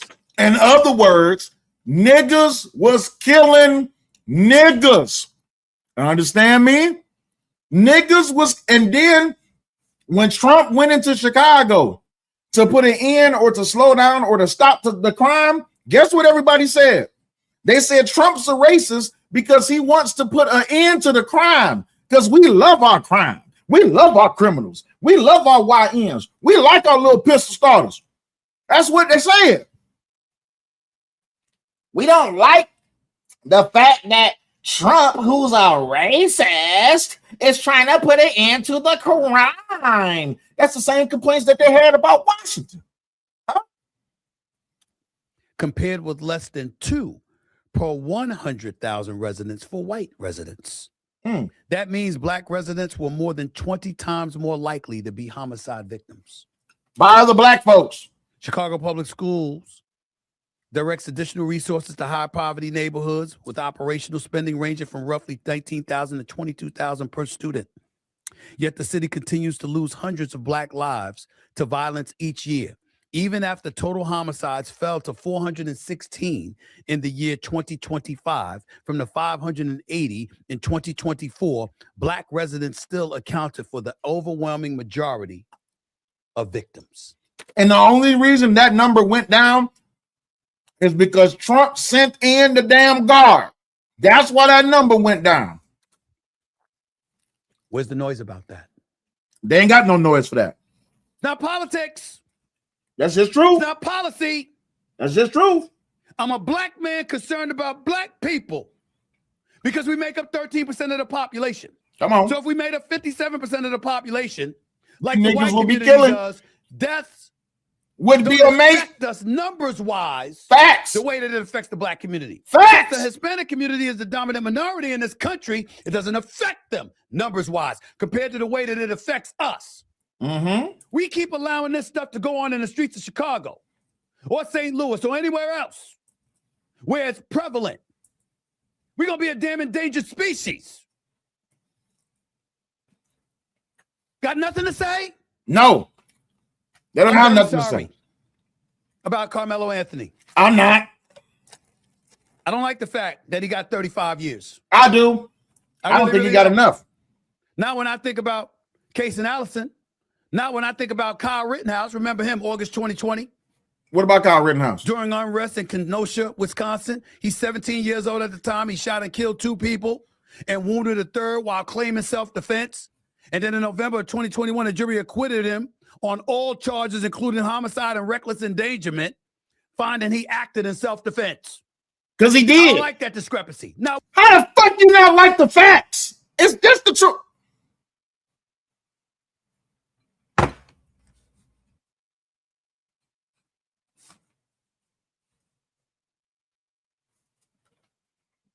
Can I rant Do y'all mind if I rant?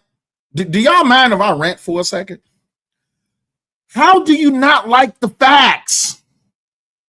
Kyle Rittenhouse did not cross state lines with a rifle. Number two, Kyle Rittenhouse, the first person he killed, threatened him and said, I'm going to take that gun from you and I'm going to kill you with it. Later on in that night, Kyle Rittenhouse was being chased by a pedophile, a convicted predator. And this predator grabbed the barrel of his gun. After just being told, I'm going to take your gun and kill you with it, I'll ask y'all in the chat, would you shoot? You're 17 years old. You're being chased by a convicted pedophile who just said, I'm going to take your gun and shoot you with it. Would you shoot? That's number one. Number two, after he shot said individual while running towards the police, there was a group of people, an angry mob.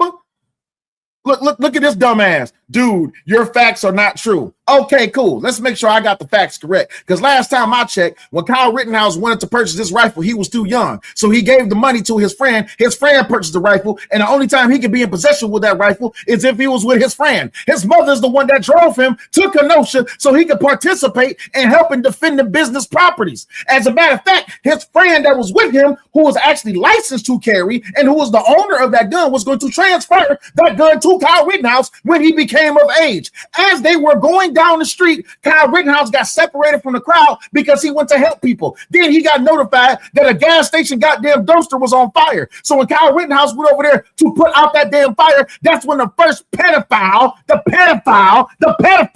start chasing him. Because earlier in the night, as he went past Yellow Pants, that they don't want to get a name of him because that nigga was a convicted fella him damn self. That nigga, Kyle Rittenhouse asked him to get off the top of that damn car. And he said, man, shut the fuck up, white boy. So Kyle Rittenhouse left him alone. When Kyle Rittenhouse was at the gas station, that pedophile started chasing him because he said, you can't put out our fire. We want to riot. This is during the time where everybody was supposed to be in the house.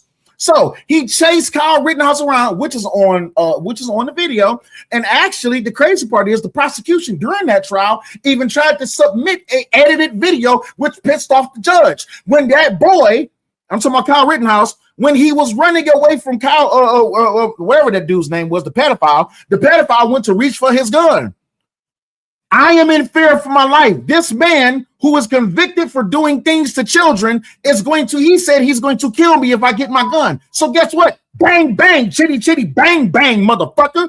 Number one. Number two, while running away and going towards the police to let them know what just happened because he got separated from his group, there was a group of people that was chasing him down. They said, he just shot someone. They then tripped him. This is all on video. I paid attention to every second of the trial when it came down to Kyle Rittenhouse. When he got tripped, as he was falling down, the first person to approach him was who? Yellow Pants, the black man that he seen on the car earlier in the day when he asked him to get down. That black man then went to ninja kick, drop kick, over the top rope, RKO out of nowhere. He went to drop kick Kyle Rittenhouse in the head. Kyle Rittenhouse fired not one, but two shots, and he missed both of them. That black man continued to go on. Now we have killing number two in self-defense. Motherfucker came with a goddamn skateboard as Kyle Rittenhouse was on the ground, and he tried to bash Kyle Rittenhouse in the head with a skateboard, which he did hit him in the head with a skateboard. While Kyle Rittenhouse was trying to recover from the skateboard hit, that fool, grabbed Kyle Rittenhouse's gun. While Kyle Rittenhouse was on his back and his gun was being taken, he pulled the trigger. Bang, one straight to the chest, dead in the heart. That motherfucker got up, walked a few steps, dropped down, he's gone. Then we have the last person he shot. The last motherfucker that he shot, I'm going to use my PlayStation 5 controller for a second. The last motherfucker that he shot walked up to him with the gun in his left hand, if I'm not mistaken. He walked up to him like this. Hold on. He walked up to Kyle Rittenhouse as he was sitting on the ground like this. Kyle Rittenhouse, who just had to shoot at least 3 to 4 times, he don't know if this motherfucker is dangerous, but he sees a gun in his hand. Kyle Rittenhouse is aiming his gun at him. This guy goes to point a gun at Kyle Rittenhouse. After you just been tripped, You just been drop kicked. You just someone tried to take your rifle. 2 people tried to take your rifle, and you've been hit in the head with a skateboard as an angry mob is chasing a 17-year-old boy. And now you have a grown ass man who has military, who's a veteran. If I'm not mistaken, I believe he was a paramedic. He points a gun at Kyle Rittenhouse. Kyle Rittenhouse does not kill him. He vaporizes his fucking bicep. Tell me what the fuck I don't know. During the fucking trial, the prosecutor, whatever the fuck his name was, while Kyle Rittenhouse is on the stand, he took that same AR-15 and he pointed it at Kyle Rittenhouse. He then pointed that rifle at the jury. Sounds to me like you dumb motherfuckers don't know what the fuck you talking about. Everything was on video, just like I said it. Just like I said about the Karmelo Anthony video. That son of a bitch, that weak little nigga, that little fucking hoodlum, that thug. It was a 1 second push at 7 minutes and 58 seconds. It was a 1 second return with a stab to the knife to the chest at 7 minutes and 59 seconds. By 8 minutes and 2 seconds, that motherfucker was up. He was up the bleachers and he was in view outside of the damn canopy. He then ran. Tell me what the fuck I don't know. You in here talking all this shit and you don't know what the fuck you talking about. You just a lame duck, weak dick, beta male, bitch ass nigga that came up in this goddamn matriarchal fucking culture called the black community where the majority of you niggas ain't shit because y'all follow y'all damn women. That's what's wrong with y'all motherfuckers. You have no accountability. You have no responsibility. You have no fucking respect for yourself or anyone else. But anyway, if y'all like to support the show, just request the links in the chat. Let's get back to the video. One bit. That's why I mentioned it. Don't like the Trayvon Martin thing. I still remember that from 2012. Sanford, Florida. Neighborhood watch volunteer George Zimmerman fatally shot. Trayvon Martin, he was 17 years old, who was unarmed and walking home after a confrontation. Zimmerman claimed self-defense, got acquitted of second-degree murder and manslaughter. You think I forgot that? No, I didn't forget it either, Stephen A. Smith, because George Zimmerman, who was not supposed to be pursuing Trayvon Martin, did pursue Trayvon Martin. After a 911 dispatcher who does not have the authority to tell Zimmerman what he can or can't do, told him not to follow him. George Zimmerman followed Trayvon Martin. They end up getting into a physical altercation. Trayvon Martin was beating the living shit out of George Zimmerman. He broke his nose. It was blood all over his face. He had gashes all on the back of his head. Trayvon Martin was on top of him in a mounted position, and he was punching down on him. For every one punch, it was 2 punches because his head was bashing up against the concrete. His life was in danger. George Zimmerman then used a gun to save his life. This is what happens when you pay attention, you know what the fuck you're talking about, and you're removing race and emotions from everything. Right? Because unlike the rest of these motherfuckers, again, shout out to my nigga Freezy, I don't have to cry on camera to prove a point. Guess who ain't told the lie yet? When the police came up to him, even when the police came up to my boy, Karmelo, get what he said. No, the police said, we have the alleged in custody. Get what Karmelo said. He said, no, sir, I'm not alleged. I did it. Man, I'm finna get teary-eyed, dog. Boy, Karmelo had the truth on his side the whole damn time, man.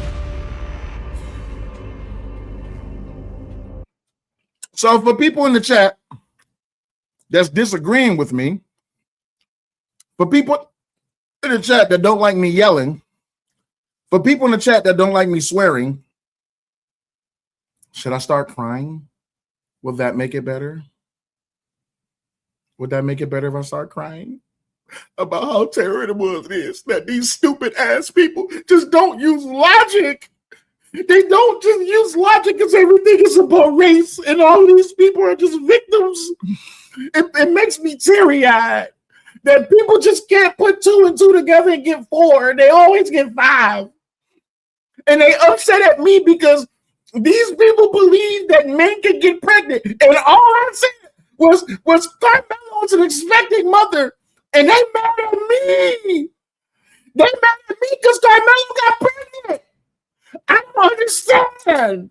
This is unfair. It's not right. People just don't want to believe me. That Karmelo Anthony, he's pregnant. Leave Karmelo alone.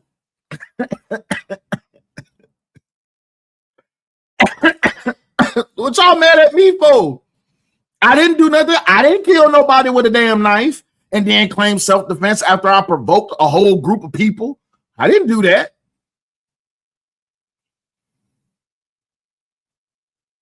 God damn it. I don't have a movie trailer coming out with my name.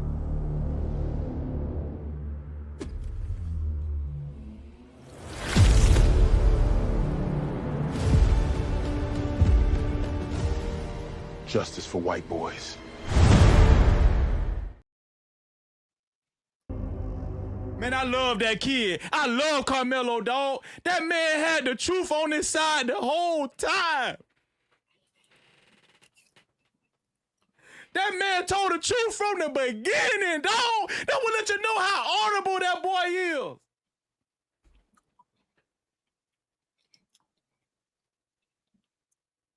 And then he was so compassionate. He said, is he going to be okay after he told the truth?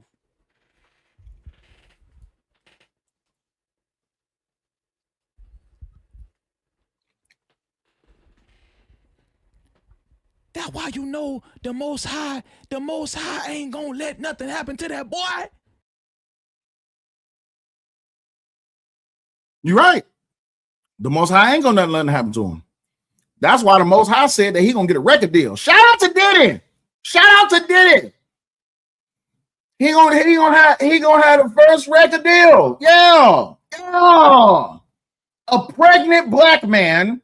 Yes, I'm not stopping. A pregnant black man is going to be the first to have a record deal and an album by Bad Boys Inc. You understand me? It's about to go down. We already got the album cover.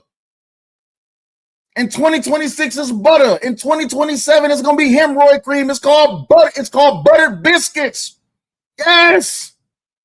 Shout out to the OG Dave Anderson with the Real Black Agenda. Make sure y'all go check that book out.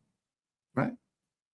Yeah, it's gonna be amazing, baby. Take that records.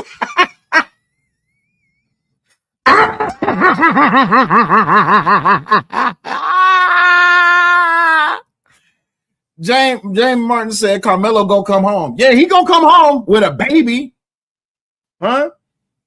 Big Bubba said, listen, Big Bubba said you getting all the snacks, all your commissary, all that $630,000, that's about to go to Karmelo's commissary. Because we know that he filed an appeal, said he's penniless. So that commissary, hey, listen, that commissary got to go to his snacks. He got to be eating healthy. He need a balanced, nutritious meal, right? He needs a protein. He needs a protein-laced meal. You understand me? Yeah. I mean, protein is what got him in the situation in the first place.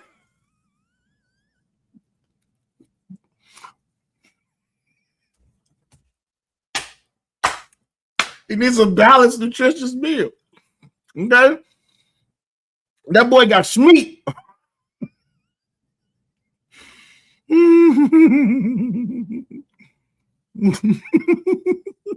I did not.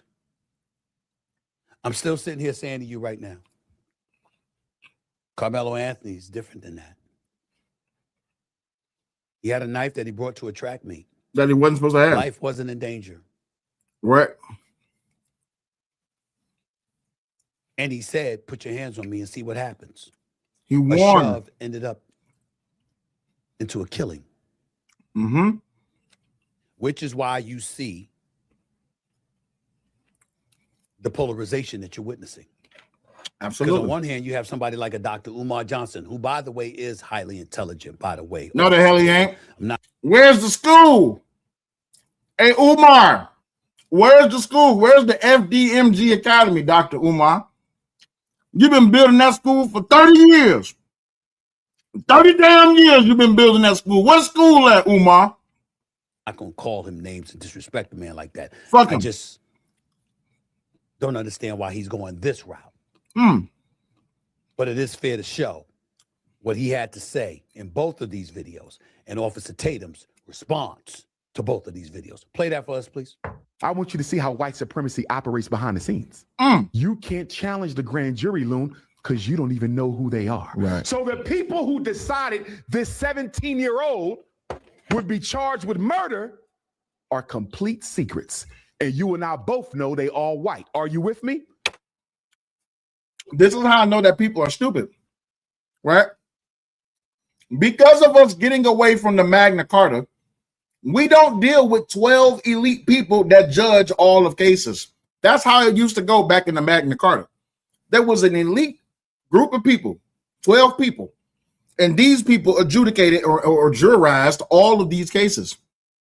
Now, as much as black people love to participate in white supremacy, which is nothing but just black supremacy, which is just nothing but white supremacy, which means it's all just racist and prejudice and bigotry. Because of the Magna Carta and us having our own legal system, we don't practice what they did in the Magna Carta. We don't have 12 select people that comes around and just hears all the cases. That's not how that works. This is why you have a jury of your peers. So first, deal with the grand jury. Him being charged with murder was a crime in and of itself. So what? Huh? Say that again? And you and I both know they all white. Are you with me? So first, deal with the grand jury. Him being charged with murder was a crime in and of itself. No, him killing someone is a crime. Nigga, what? And you say he's intelligent? So what do you say Hold on. about the Let me event? give you one more. You're moving too fast. Go ahead. Hold on. In Texas, if you're 17, you're automatically tried as an adult. So then how come he didn't get the death penalty? Or how come he wasn't eligible for the death penalty? Grand jury had no control over that. Are you with me? Yes. He was 17. He's automatically tried as an adult, but he doesn't automatically have to be indicted with murder. That could have been aggravated, right? Manslaughter. Right. There's a whole list of crimes they could have went with. So you're saying he should have been charged, just not with Time out. Now, I have a dangerous question for all of you in the chat. For all of you in the chat, put a 1 in the chat. We need some engagement. Do we got some more support for the show? Hold on. We need some engagement. Shout out to my mans, Mr. Roberts. Appreciate you for the support of the show. You said, check my email. I got you. Shout out to Reese. You says, did you see the Predator at the track? Yes, he was at the track. Yes. So shout out to y'all for supporting the show. All right. So why is it? I'm going to play this again so y'all can hear it. Let me give you one more. You're moving too fast. Hold on. In Texas, if you're 17, you're automatically tried as an adult. Grand jury had no control over that. Are you with me? Yes. He was 17. He's automatically tried as an adult, but he doesn't automatically have to be indicted with murder. That could have been aggravated, right? All right, cool. Now, why is it that for black people, why is it that anytime it's a black person on trial, y'all always want the lesser charge? But when it's a white person on trial, y'all want a higher charge. Everybody can answer that in the chat. Why is it that black people want lesser charges for black people, but they want higher charges for people who's not black? Why is that? I'm going to let y'all answer in the chat. Y'all can be honest. Y'all can be honest.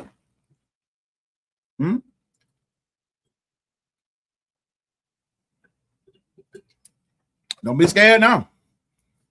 There it is. There it is. There it is. There it is.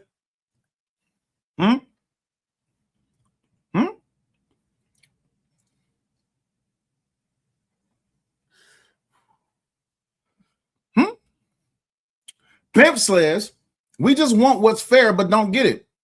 You do get fair treatment. Or even better, how about this? Don't commit crimes. Because black people are racist as fuck. Come on now, Zeke. No accountability. Right? That's what the answer is.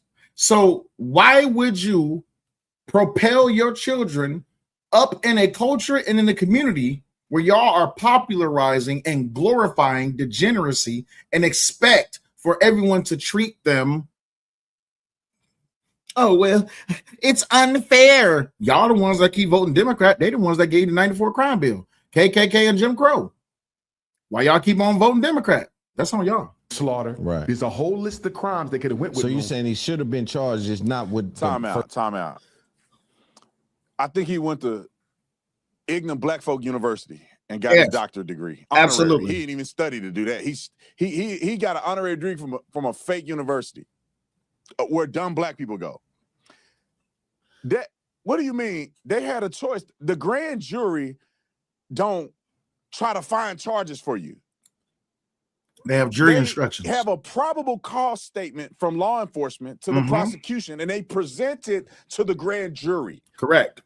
They're presenting murder to the grand jury, and they're Make a Drake says you are wrong. The charges are not the same for the crimes. giving the elements of a crime that implicates him on murder charges.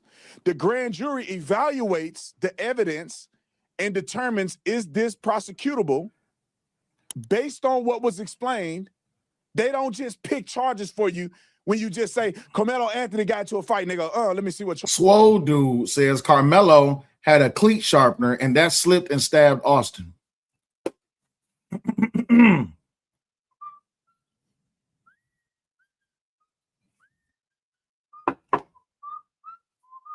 Let's search up what is a cleat sharpener.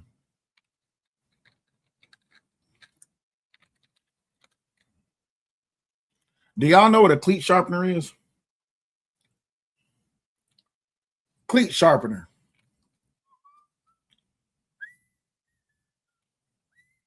I hope y'all can see this. I hope y'all can see this. And I'm leaving Swole Dude's comment on the damn screen because I want Swole Dude to understand that that is 100% indeed. What's the best one? You know you fucked up. You done fucked up. You know that done. The cleat sharpener narrative is bullshit. What? A bullshit? A bullshit? A bullshit. A bullshit.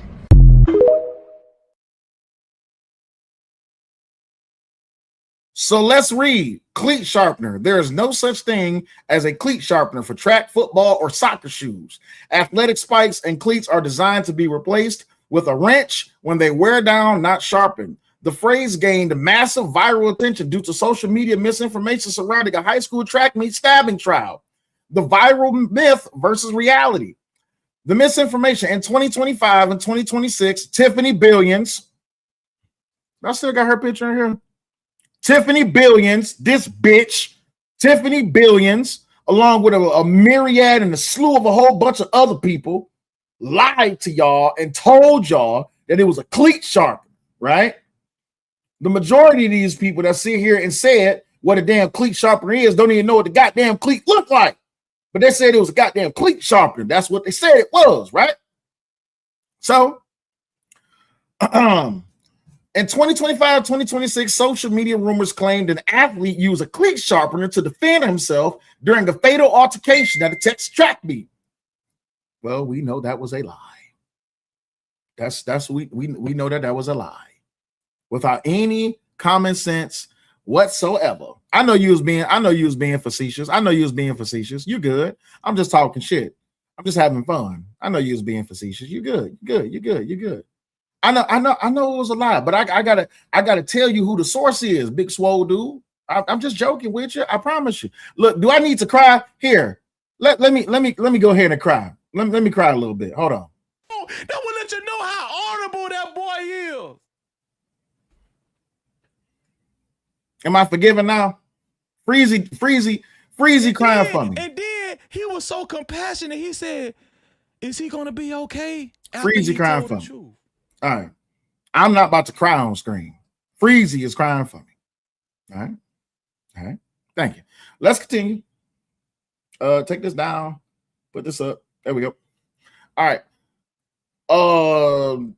The police and court records confirmed that the object was a folding pocket knife recovered from the bleachers, not an athletic tool. So now that we got that, I appreciate you. Hey, Swole Dude, do me a favor. Swole Dude, do me a favor. When you see people in other people's chats and they be like, it was a cleat sharpener, you better drop down and be like, hey, I heard on say like that ain't wasn't no damn cleat sharpener. It was a goddamn multi-purpose tool. I mean a knife. Because that's actually what it was. It was a knife. Let's continue. Charge we want to do. Liquor law violation. They don't go like that. Omar Johnson would know that because he's a stewhead. Austin fell onto Karmelo's knife trying to attack him because the knife is 3.5 inches. What? The cut was only 2. What?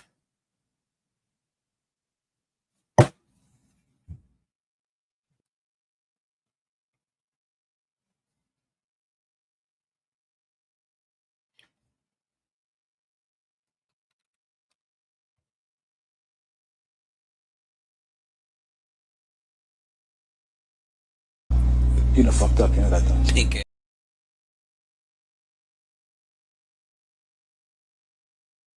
Austin fell onto Karmelo's knife trying to attack him because the knife is 3.5 inches. The cut was only 2.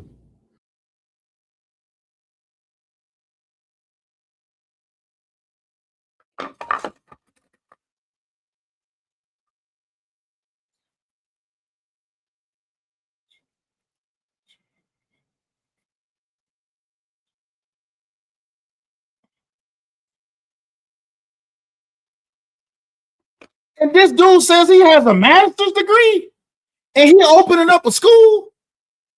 Yes, math is racist. Now math is racist. It's got to be the dumbest nigga alive. 3 inches long. 3 inches long, Umar. 3 inches long. Not 3 inches in width, you stupid son of a bitch. Loon, if I'm stabbing you, why am I going halfway with a knife blade that's only 3.5 inches? You fell onto my knife. Regardless, Loon, do you really think those 2 black boys who fell on that white boy's knife? Time out, bro. I can't do it. I got to get my haircut. My barber here fell on a knife. There ain't no human being on planet Earth out of 21 witnesses said that he fell on a knife. Karmelo Anthony's defense isn't arguing that he fell on a knife. Nobody's saying that these black people cannot take accountability for nothing. Now the boy then fell on somebody's knife. That's the problem right there. You see, ultimately, we got to pick our battles. We got to be better than that. What we going to do, got to come together to resolve some of these issues. What's the best way to do it? First order of business is to be real. To be real about the evidence that we're looking at and go from there and pick our fights and pick our battles. Hey, Mr. Stephen A. Smith, just to let you know, there's been a myriad of people for quite some time who have been trying to get black people and niggas to use logic and common sense over emotions and feelings, to just stick with the facts instead of using emotions and feelings. Hey, Stephen A. Smith, brother, I hate to be the bearer of bad news on this, but these niggas ain't listening. They don't want to listen. They don't want to hear nothing you got to say.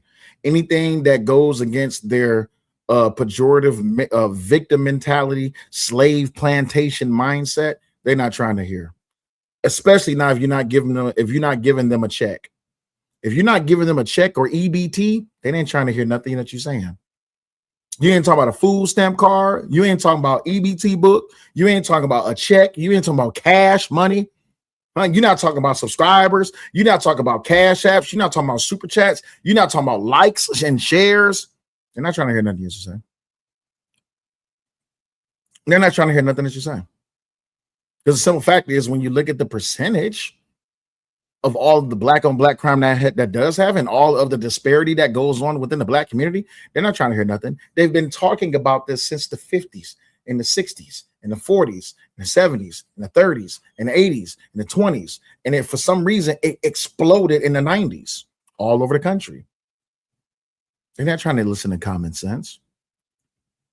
No, what they want to do is they want to get back and revenge for what the evil white man did. That's why a lot of these bigoted, racist, prejudiced ass black folk and these niggas, that's why they support Karmelo, because they want revenge. They want a hall pass and a permission slip to go out and kill white people. And they feel some type of way about Obama. Oh, look, somebody in chat put Obama. They can't accept the fact that Obama didn't do shit for them. It's important to do that. Again, I don't like the idea of Karmelo Anthony being sentenced to 35 years at all. I don't like the makeup of the jury, not having an African-American on it at all. I get it. I understand. And I don't know all of the specifics that went into the jury ultimately being made up of what it was made up of. I'm quite sure that there were blacks that were. All right, cool. We approaching 2 p.m. Central Standard Time. If y'all want to call in show, we need at least 5 people to support the show by way of Cash App, PayPal, or Venmo. Because if I got to deal with you ignorant motherfuckers calling my phone, then I'm going to have to get paid for it. So if y'all want to do a call-in show, then y'all got to support the show. You got 8 minutes.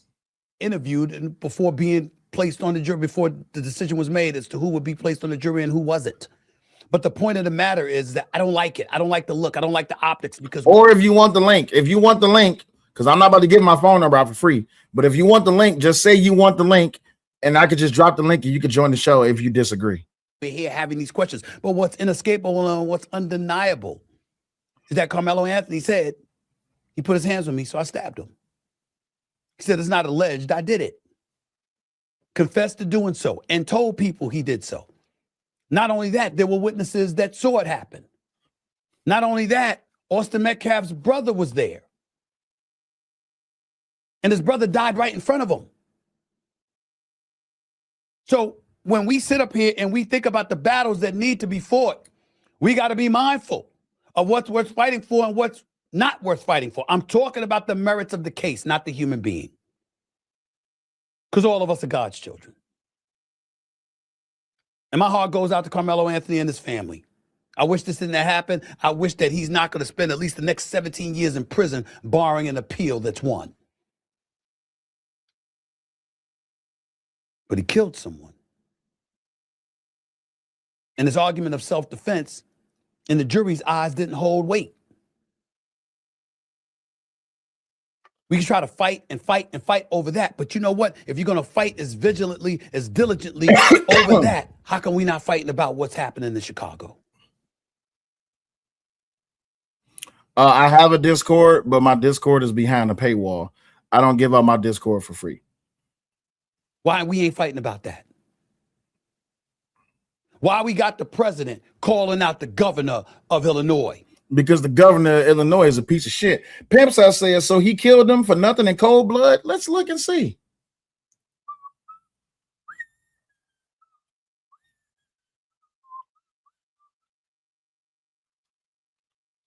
$758. There's a push.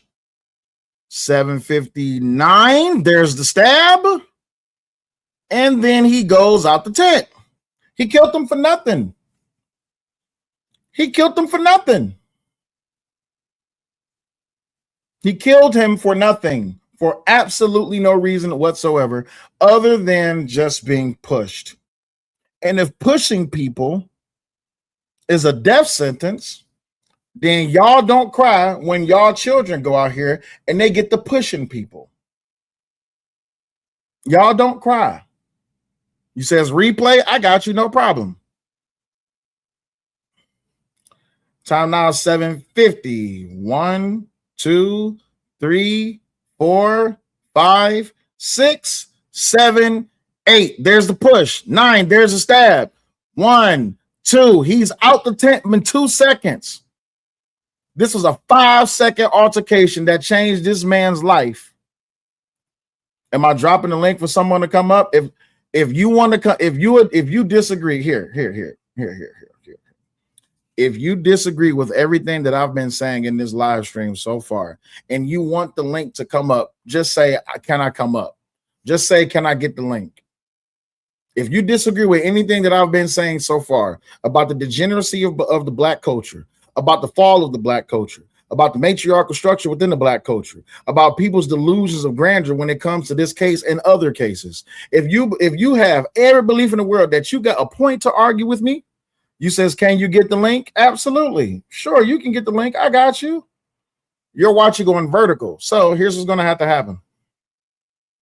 If you're watching going vertical, unless you're on a computer, what I'm going to do is I'm going to go to my community tab on my YouTube page, and I'm going to show you how you get up here, right?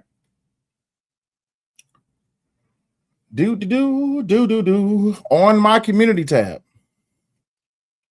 See this link that I just put right there? That link right there.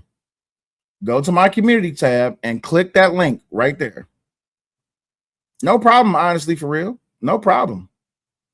And if you're watching horizontally and you disagree, it's right there. I only like me, bitch, says I need the link. The link is right there on my community tab. Go to my YouTube page and click on post. And the first blue link that you see right there, just click that right there. That's all you got to do. That's all you have to do. If you want to join the show, if you can click the link, if you're watching on your computer, you can click the link, or if you're watching horizontally, you can click the link right there. It's entirely up to you.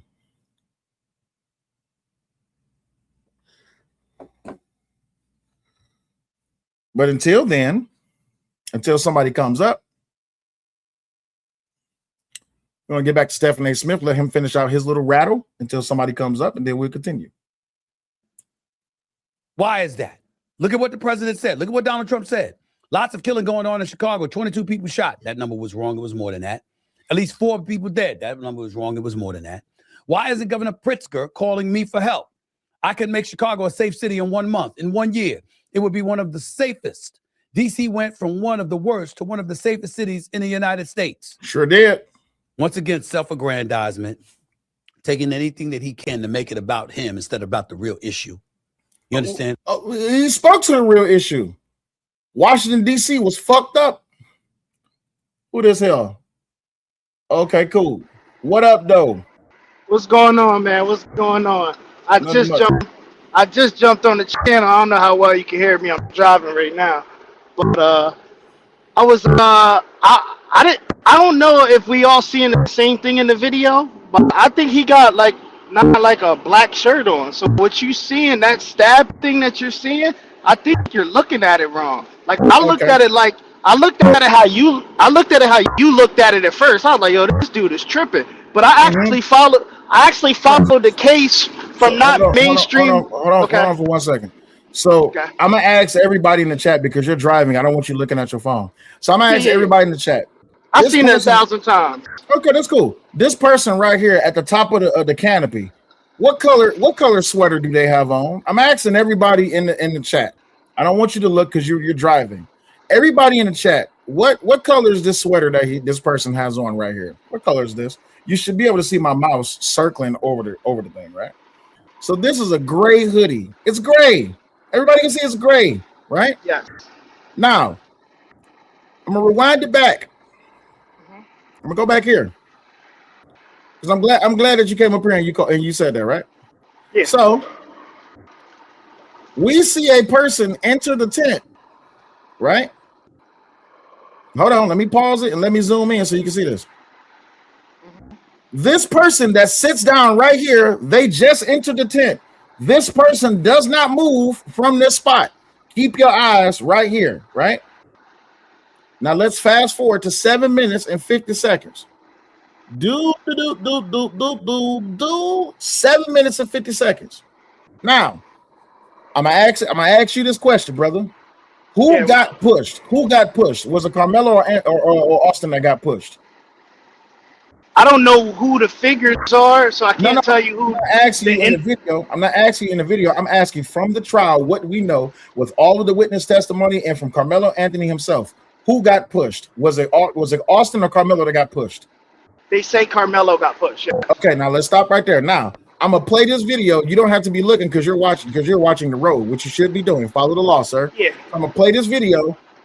1 second, 2 second, 3 second, 4 second, 5 second, 6 second, 7 second, 8 second. We see in this video that someone got pushed. I'm gonna ask you, good sir, if I see on this video that there's a shadow up under this canopy and it got pushed, who could that be? Yeah. It would that's not who Karmelo is. You can see he's still there Brother, after come on, the push. brother. I'm asking you a simple question. I know what you've seen because I've seen it. You don't have to get aggressive. I'm just telling you. I used to see it the way you've seen it as well. And then I actually looked and I said, "Oh, brother, the I'm guy's asking still." you a simple question. If there's a person who just entered the tent and we see that this person got pushed, and we can see on the video that there is definitely a push at 7 minutes and 58 seconds, right there, someone got pushed. So if we know that somebody got pushed and we know that Karmelo got pushed, who got pushed on the video? Karmelo got attacked on the video. Yes, you're right. No. Remember, I asked you pushed. So if we understand that Karmelo got pushed and we see a shadow get pushed on the video, common sense will tell us that that person is Karmelo Anthony, right? Did you bring me up here so you could tell me? I could have stayed in the thing. I'm trying to explain to you what I seen. Wouldn't that work out the best? It possibly could, but I need to understand that you need to know how to use common sense. Common sense is that let me explain you more than common sense. If you were like the mainstream media gave you the version of the story that they wanted to give you, there were several people in the courtroom that took notes because the court was private. So all the people that took notes in the courtroom actually corresponded with a whole different version of events. They got the transcripts from the police officers the day it happened compared to what they testified in court, and it drastically changed. The mainstream media only says Karmelo Anthony's his witness flipped. They all were lying. Every 20-something person, they said at the end of the thing, they said, "Well, didn't you testify to the cop that day that this happened? But today you're saying this," and they say, "I don't recall." And then they said, "Well, who was the aggressor?" And they said, "Oh, it was Karmelo Anthony." Yet they all admitted that he was sitting down the whole time. I've never been aggressive sitting down in my life. If there's people over top of me, how can I be the aggressor sitting down? Second of all, they gave you the whole, "Hey, don't touch me," blah, blah. Who says touch me and watch what happens unless somebody says something? The guy, Eddie, he was the guy who said, well, he said, "I'll beat your BA if you don't get out of the tent." He said, "Touch me." And see, that's the part they don't put in. They don't put when the defense picked those witnesses apart one by one, and everybody who went to the trial put those notes in. But the judge only let 9 media companies in, 9 specific media companies that he picked and chose, handpicked and chose. So then you only got the version from the 9 places he picked, but they had an overflow room where people like me and you could have went to go see the trial. We could have went there, but I don't live in Texas, so I didn't go. So I took it upon myself to look at all different media people that were there that were unbiased, just people who do this for a living, go to court cases, and they said everything that the defense witness said after on cross-examination. And cross-examination found out that they even said he pushed him so hard that he fell on top of me. So when you're seeing him pushing somebody, that's another person behind him. Like an egg before you get folded like an omelet, nigga. Ooh, that brother's floating in the air.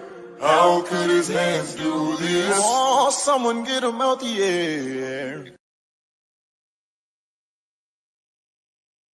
This dumbass nigga that just came up here couldn't answer one fucking question, and yet he wanted to fucking ramble about lies.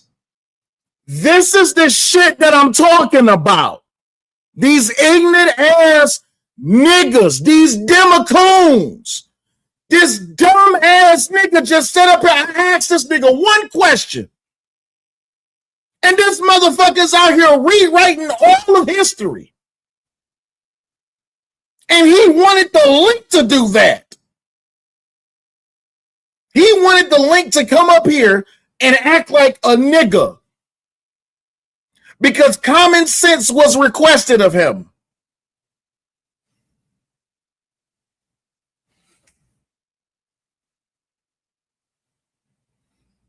Anybody else want the link?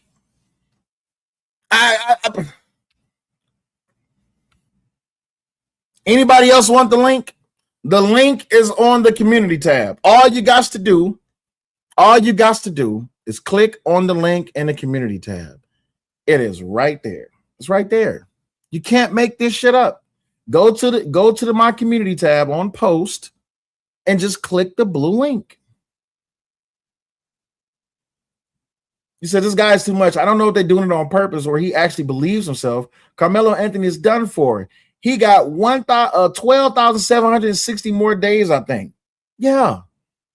And he's within his second week of pregnancy.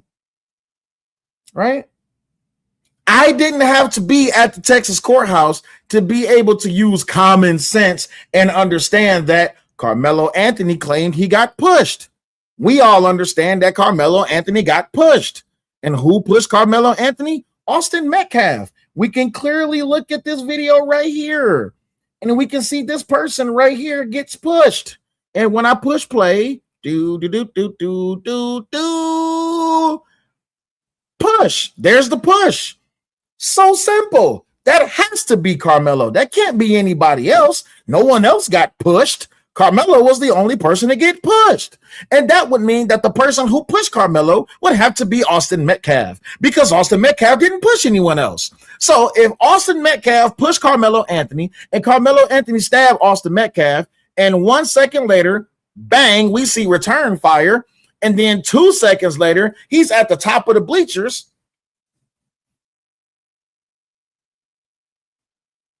Who the fuck else is that? That's not Karmelo. It's black up under the tent. What the fuck is it?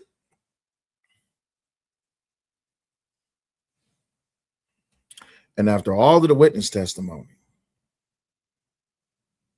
after the video, he still would lie and say Karmelo got jumped. Now, because the pedophile, this guy right here, the pedophile, Mr. Morris Dwayne Turner, who was a lifetime registered sex offender, he said that Karmelo got jumped. Let's see if Karmelo get jumped. He said that after the push, he was vehemently attacked. Okay, they were jumping him, they were stomping him out. Okay, it was terrible, it was horrible. It was the Nation of Domination, the NWA. It was Black Wall Street. It was Rockefeller and Jay-Z. It was Dipset. They was out there. There was A-Town stomping him. Okay. It was the Ninja Turtles, the Foot Clan. Everybody was stomping the shit out of Karmelo Anthony. Right. That's what they said to happen. So we're going to listen to what Mr. Morris Dwayne Turner said. Do I not have the video? Morris Dwayne Turner. God damn it. Do I not have the? Okay, well, you know what? Fine, fuck it. That's all right. Let's just play the video. And that he fell on a knife. I don't see anybody jumping Karmelo. I don't see no one jumping Karmelo. I do want to know one thing, though. I do want to know one thing. This kid right here. I do want to know one thing. No, this kid right here. Hey, yo, big homie, what did you put in this trash can? I do want to know that. What did you put in this trash can? But I don't see anybody jumping. I don't see Karmelo getting stomped out. I didn't see that.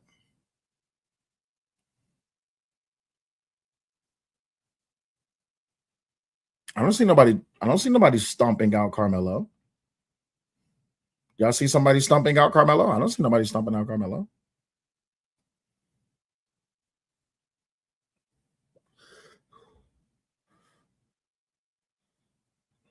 Where was those thumping? My baby said the weed.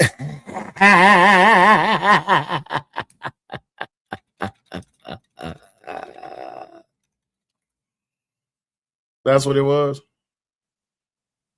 It was trying to stash the way. I don't see Karmelo get jumped. I haven't seen that yet. But don't let me be the one to tell you. Let's listen to what he said. Enough, or was it fuzzy, or what?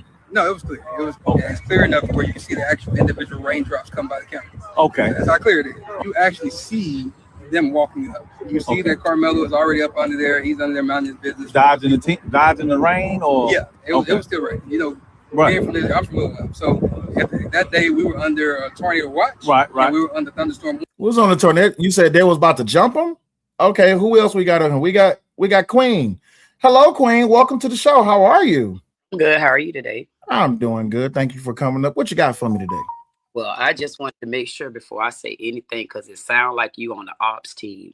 I hear you saying a lot of negativity about Karmelo Anthony and what's this and what's not. So I just figured before I waste my breath, if you're not a Karmelo Anthony fan, then I probably am gonna get booted. No, if you respect, I typically have conversations with people who are respectable. So if you're respectable, I don't kick nobody out my studio. I do exist within the realm of common sense, but no, I'm not a op. I'm a lover and a believer of Black people. I just don't condone, nor do I coincide with degeneracy and negativity. And I like to call things down the middle for what they are. I don't support people just because they're Black, and I don't go against people just because they're Black. Right. And when you say degeneracy, what do you mean by that? Niggatry. When you say niggatry, then what do you mean by niggatry? Negativity, promotion and glorification of drug dealing, baby mama, baby daddy culture, drug dealers, the deletion of Black babies. I don't support the negative hip hop. I support conscious hip hop. I don't support thuggatry. I don't support none of that. So let me ask you, do you think niggatry, you think that only comes in the Black community, or you think niggatry started in the white European Caucasian community? So the term and the use of the term definitely was derogatory towards Black people, but the common sense value what we had when we understand in the United States of America was a term that was used to describe us as Black people in a negative, derogative way. And because of the evolution of language, that nigga is just supposed to be, what is the word for it? I can't remember, because it's not supposed to have a color, but we understand that where it came from, it was used for a sense of color. Right. And I guess the reason why I was asking that question, because it seemed like a lot of niggatry and bigotry and killing and stuff like that. When we like to gear and anger that towards our Black community. But when I look in the white community, I don't have too many niggatries that's going into schools shooting them up. And I don't see any niggatries going into the Black churches shooting them up. So when we say niggatry, I want to make sure that we gearing niggatry into all communities. Because when I look at it and think about the word niggatry, I don't think we got too many niggatries that want to go shoot up schools and kids and stuff. So we should really start right there, because shooting up schools and stuff come from the niggatry territory or the community.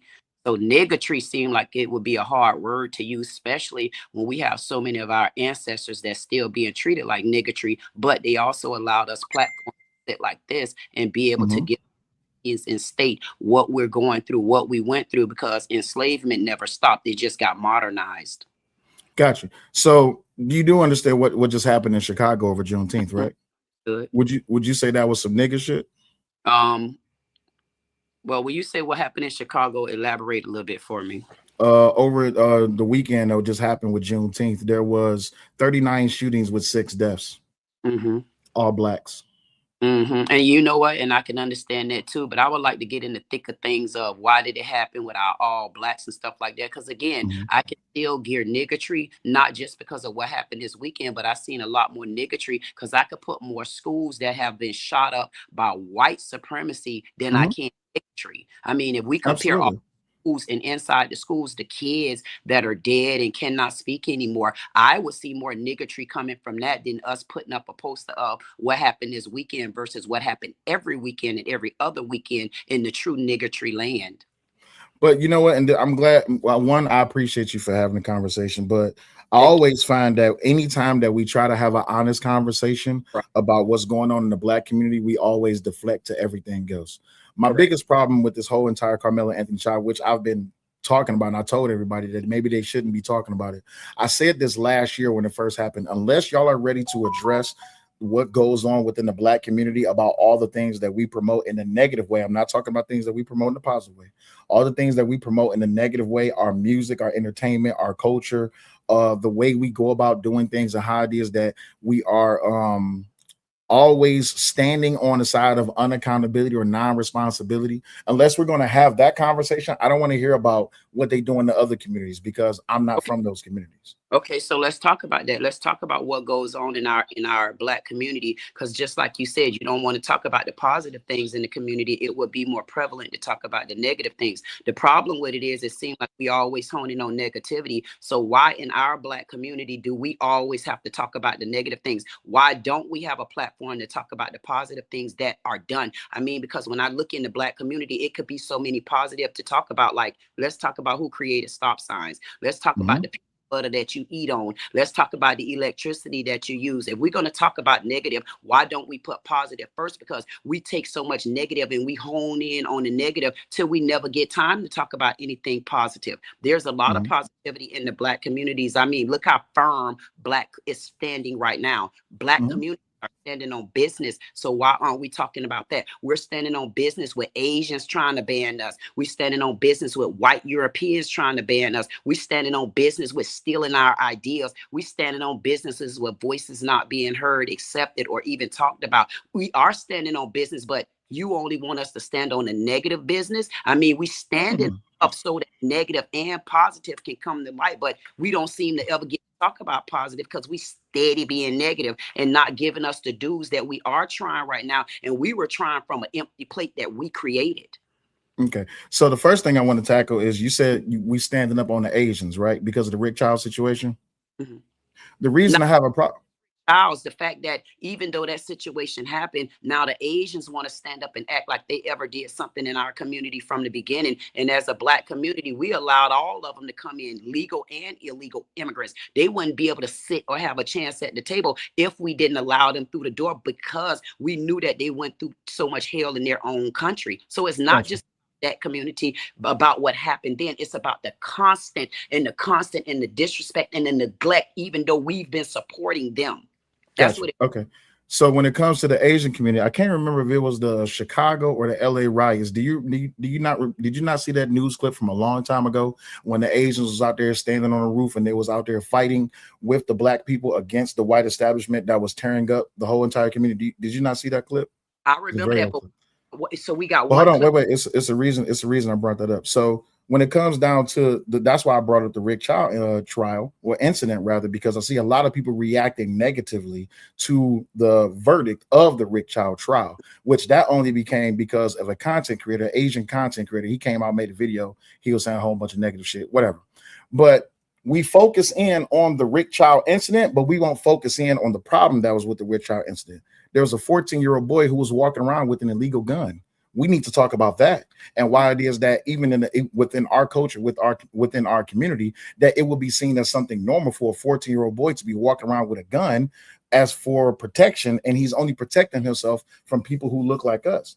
We're not walking around in white neighborhoods with guns because we're not in white neighborhoods like that. We walk around in the hood and we carry guns for people who look like us. So that's the deeper conversation. And then to really further that deeper conversation really quick, and then then you got it. To really further that deeper conversation, to be pro-Black is almost to be the same as anti-Black male, because we understand that back in the 60s and the 50s and the 40s, we can go back to Reconstruction. The whole entire disconnection of the Black male from the Black family home. This is a problem. This is why we have this problem within the Black community, because it's a matriarchal structure that has no bounds for responsibility or accountability. Go ahead, you got it. So, and before I go back to the Rick Childs and them standing on the roof and them helping and supporting Black people, it seems to be so surreal that we can actually remember the one situations that they do stand on business when it comes to us. If I can only focus on one situation where you did one thing to me and you stood up one time because you was involved in that time, then that right there would go avoided and all to me, because I want to see you stand on business and stand for me when you weren't involved. That's one thing. The next thing is, as far as walking in the community in our black boy, we should focus on the fact that he has a gun. I mean, we could have focused on that if he wasn't dead, because then we would be able to do what we need to do, talk to him, whatever the case may be. But walking and shooting somebody from that side, there's nothing else to talk about as to why at that point, because he's dead. Did he have to be dead, or could you have just called the police? And the next thing I want to say to you is, I definitely understand you when you're talking about being a man and two-party houses. So why, as a black man, I mean, if you're not acting like Oprah Winfrey and them, because Oprah thinks she white, she just got black skin tone.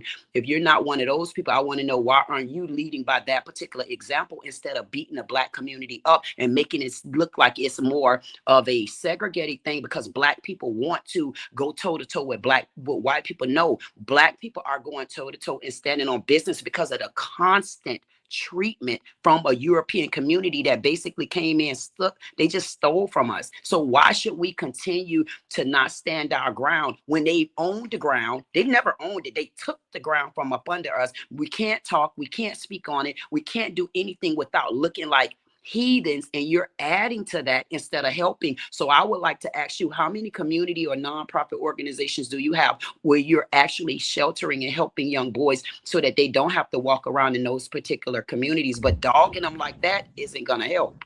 So, and when I was born and raised in Detroit, and prior to me moving, not only am I a veteran, but also participated in Detroit Rescue Mission Ministries in Genesis 1, 2, and 3. I also helped in the Coalition for Young Men. Also helped in the Coalition for Black Fathers for who were being railroaded within the family court system. Before I came out here to Little Rock, Arkansas, I'm doing a whole bunch of charitable work down here, especially with the young boys in the footballs club, young boys in the boxing club, the young boys in the chess club. It's a lot of great things that's being done for these young men. But the problem is, and I'm thank you for giving me the floor.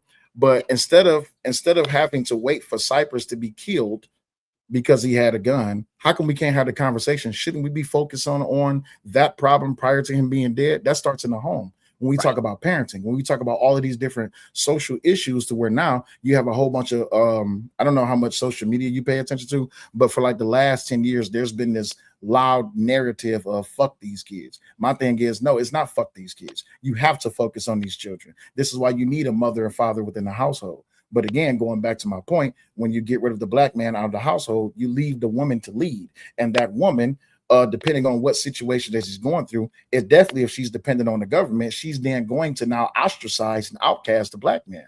When we get back to that, we can focus on these things that we need to do to now uplift and strengthen the foundation of our communities. But the problem is, and I'll keep on saying this, if you want to fix the problems within the black community, you have to get away from feminism.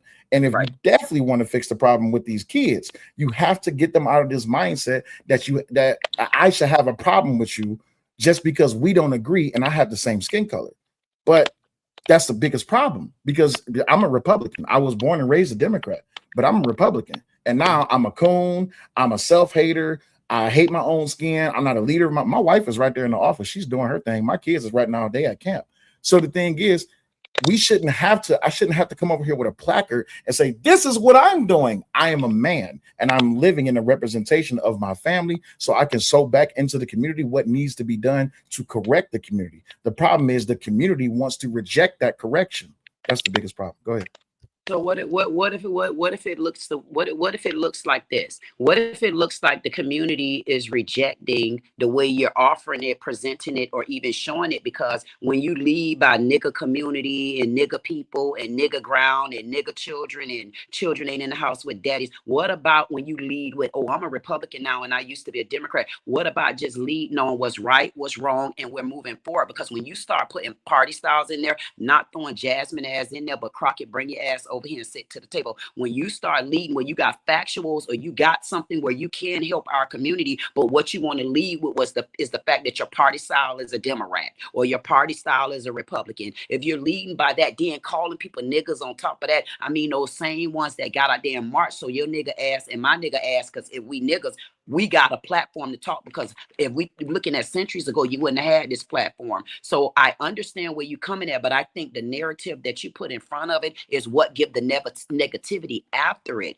But calling niggas in the nigga community, because imagine if you have a community and you're helping young boys and you're doing this for nonprofit, imagine them watching you now, helping them on one boat, because I hope you're not introducing them to the nigga and the nigga mentality, because now they're going to be introducing nigga and nigga mentality to their children and then their daughters. Now they got to feel like they looking at a nigga man that they need to nigga marry, because they got leaders, not just like you, but just leading off what you're saying. They got those type of leaders that are calling them niggers. So I just understand, because these young boys don't need to be, they don't need to hear that either, especially if you're being a community leader and a community activist. Because remember, these young boys and young ladies, they the one really blew social media up, not our age group. So when we think they're watching and listening, they know more than you think they know. So why should we lead them down the road that have them to start standing guard and fighting? But now we standing guard and we got them standing guard and fighting against us because you nigga in them.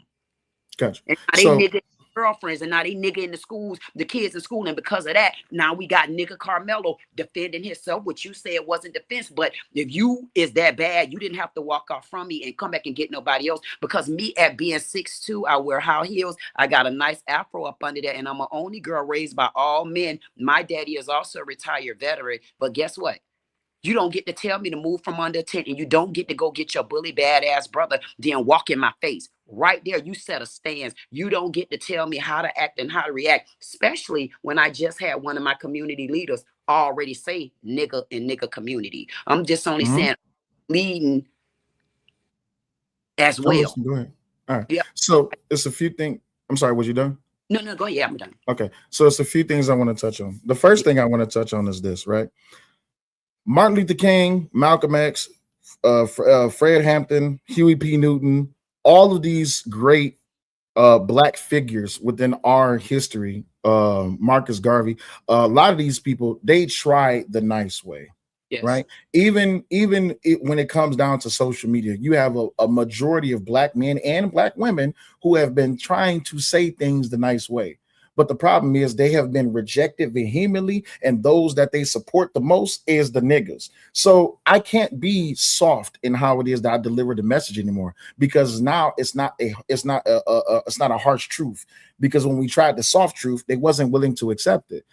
When we talk about how it is that even within the black community, those men, they don't have, it's not a requirement, or they're not obligated to be soft, because soft men breed soft children make hard times make hard men. It's all a revolving cycle. But until we break this generational curse, which is within the black community, hell, I would even say all across America, where we stop raising these soft kids that's not getting their ass whooped when they do wrong, that's not being held to any type of accountability, they're not getting any type of a discipline or course change when they're not doing things the correct way. But the problem is this: when black men spoke up to say, hey, we don't need to be doing this, they was pushed to the side. We don't want no scrub. That stuff like that. Black men ain't shit. These niggas ain't shit. If as black men, if we're at the bottom of the barrel, and when it comes to social currency within our own community, where are we leading this community to? How can we lead? We're not asking for leadership no more. We're just going to lead, and those that's willing to follow is going to follow. Other thing I want to point back to, there was a conversation that I watched. It was a 1950s recording. They was talking about the Moynihan report, and there's a distinction between black people and niggas. The problem is, over time, black people start defending the niggas. So then you got this thing called bourgeoisie, boule, or wherever it is called, right? But the reason I brought politics into it, because there was this thing that came out called welfare, and this thing that came out called the Civil Rights Bill, where all of this was not even generated for us. But when you listen to what it is that these political parties are saying, the Democrats only wanted black people to vote for them because they was losing a presidential race. So now all of a sudden people are under this belief that the party switched. No, the parties didn't switch. It's just that the voter base switched. So then you have, fast forward a little bit, it's a lot of things leading up to what happened with Obama. Obama was supposed to be the saving grace for black people when it comes to the political position. Well, guess what Obama did? Gay rights. He didn't do nothing for black people. Then Trump comes in, and now all of a sudden, just because Trump is running for president, now he's a racist. No one ever said he was a racist before, regardless of what he said about the Central Park Five and what his father did with that the renting thing, right? Then Black Lives Matter happened, which is supposed to be a good thing. But Black Lives Matter didn't get absorbed by the Rainbow Coalition and the Brigade of Gay Frogs. And then next thing you know, if you're a black man and you're speaking out against this degeneracy, now you're an op. If you're a black man or a black woman and you're speaking out against this negativity, now you're an op. The problem is we're speaking out against what's unnatural. It's not natural for black people to be running around killing each other just because my skin is a shade lighter than yours, or for me to be referring to you as a house nigga or a field nigga. That's not natural. That's something that was taught to us, that was passed down onto us. So we're utilizing this trauma to keep this facetious narrative going so that we can keep battling against ourselves. And then now I'm gonna end with this. Now we have the Karmelo Anthony trial. I'm not saying that the kid didn't have a right to defend himself, but when you look at the law, proportionality is what makes or break this case. And I said this last year. A lot of my watchers, they've been listening for quite some time now. Last year, when I first said he used a knife against a push, I said, yeah, he going to jail. Oh, well, you a hater. You just hating on him because he black. I said, no, I cannot push you and you use a knife against me and you claim self-defense. That doesn't work that way. So then as we start learning more, oh, well, he was provoking people. He was calling people bitch ass niggas and all that. I'm like, oh, wait a minute. So when this ends up in court, if these witnesses go into court and they say this and the defense doesn't rebuke that, they're going to have a problem. And that's exactly what happened. So you have a young black man who has a knife he's not supposed to have at a school event. And on top of that, he was provoking people per witness testimony. And then we have a video where you can clearly see that he stabbed someone and then ran away. After all of these narratives for a whole entire year that he got put in a headlock, he got jumped, and that they were stomping him out, and there was the Nation of Domination and the Fruit of Islam, all of these people just corralled onto him, and now he's a victim. My thing is, why are we overshadowing the real victim in this case, which is Austin Metcalf? He's dead. Karmelo Anthony, he can still be spoken to. He can be written to. He can have food delivered to him, all this, that, and the other. The real problem is this. We have to get away from this victim mindset and this plantation narrative that we are always oppressed. We're not. The biggest problem with us is us. We just don't want to fix the situation. And when people like myself speak out against it, now we're an op. We're a problem. Go ahead. I mean, that was a lot that you unraveled on me, just like I threw on you a few I'm minutes sorry. My bad. No. I could keep up with you. It was a lot that you threw on me because I like to hit. I'm a Capricorn, straight across the board with Virgo and me. You put a lot on me, but I appreciate you doing that because it's still going to go back to me. First of all, I'm just wondering. I know you are dead set adamant on the word nigga and the nigga mentality. And I just wanted to ask you real quickly before I move forward. Do you use that word? Do you say nigga and things like that in front of your children and wife? And do they accept it? And okay. I'm trying my best to stop. I'll be honest. I'm trying my best to stop. Okay. So in front of my, no, I don't cuss in front of my children. I don't play that in front of my children.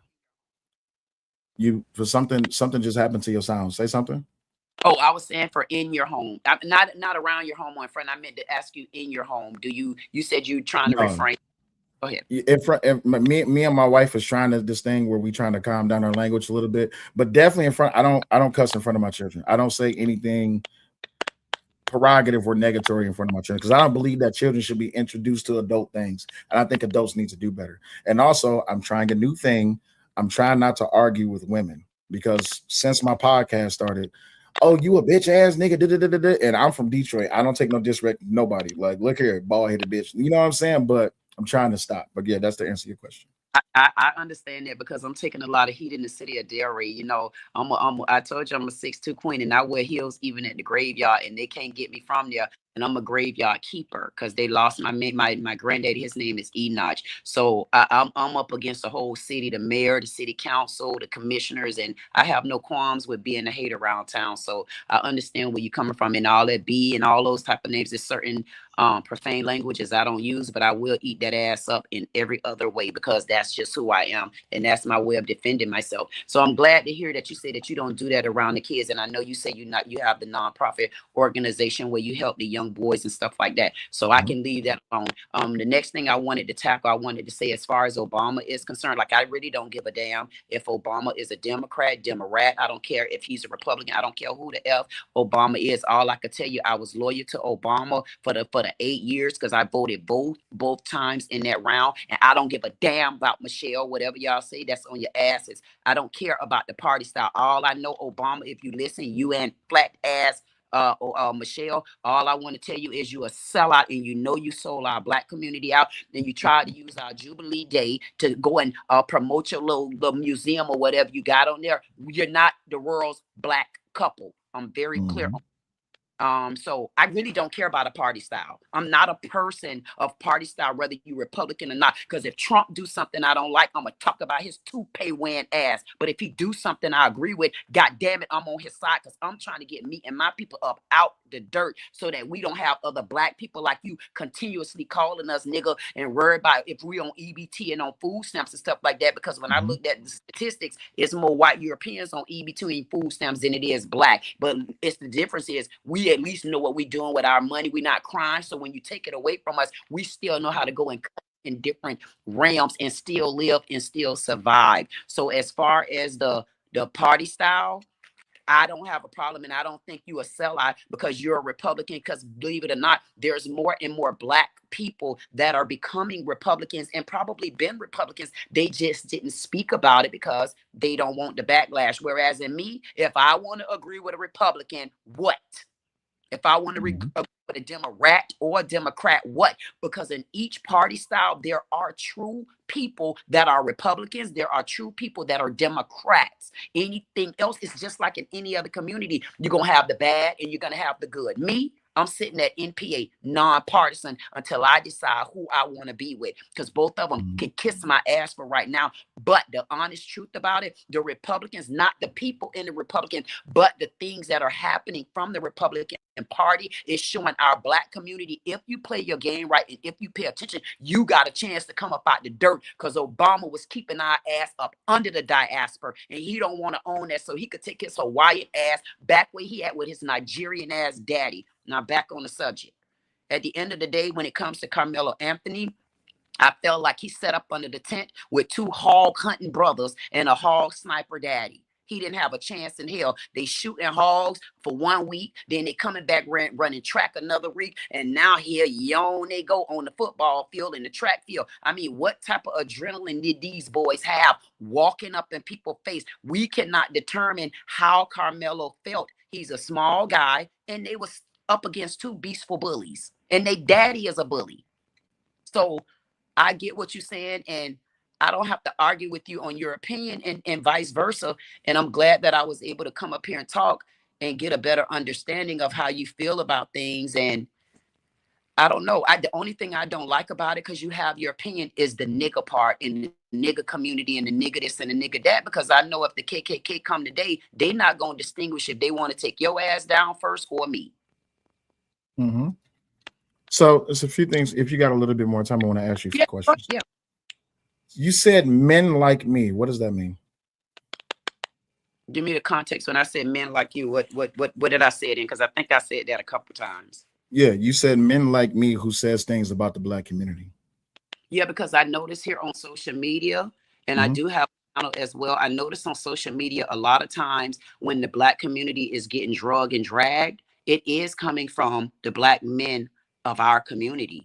I mean, when I look around, a lot of the videos that are sent to me, it's really looking at the channels where they are dragging not just the black community, but especially the black women. And I know you mentioned Martin Luther King, and you mentioned Malcolm X, and you mentioned a couple of the other ones, but those men, they did some fighting, but they did more so of standing up behind microphones. But when I think about Rosa Parks and Harriet, they got some true ass whoopings, and they brought people across the water and through the woods, and goddamn it, get off the bus so you can get to the other side. Women took ass whoopings too. So I don't want to downgrade our women that raise our boys and raise our men, because a lot of the professional basketball and football players and Einsteins and them, they are raised by single parent women.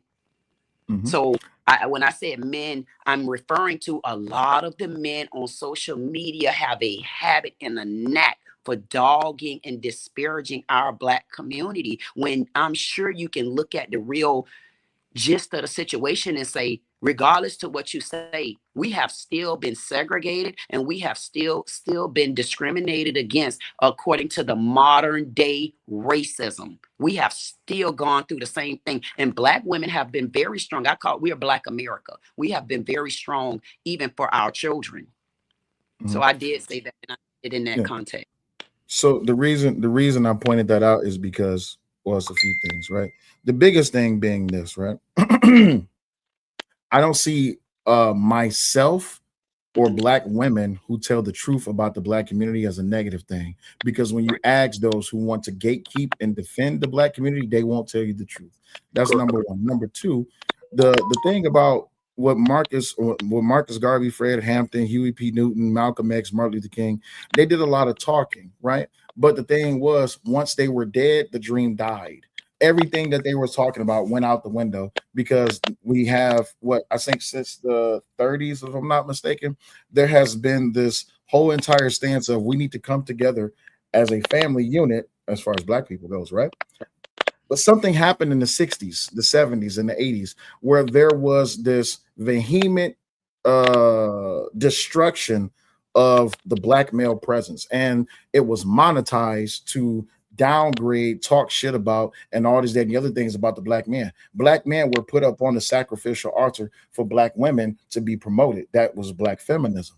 The problem is this: only within the past 20 some odd years have Black men have started utilizing social media to speak out about how it is that Black men have been mistreated within the Black community. And since we're speaking out now, why is it taken as an assault against the Black woman?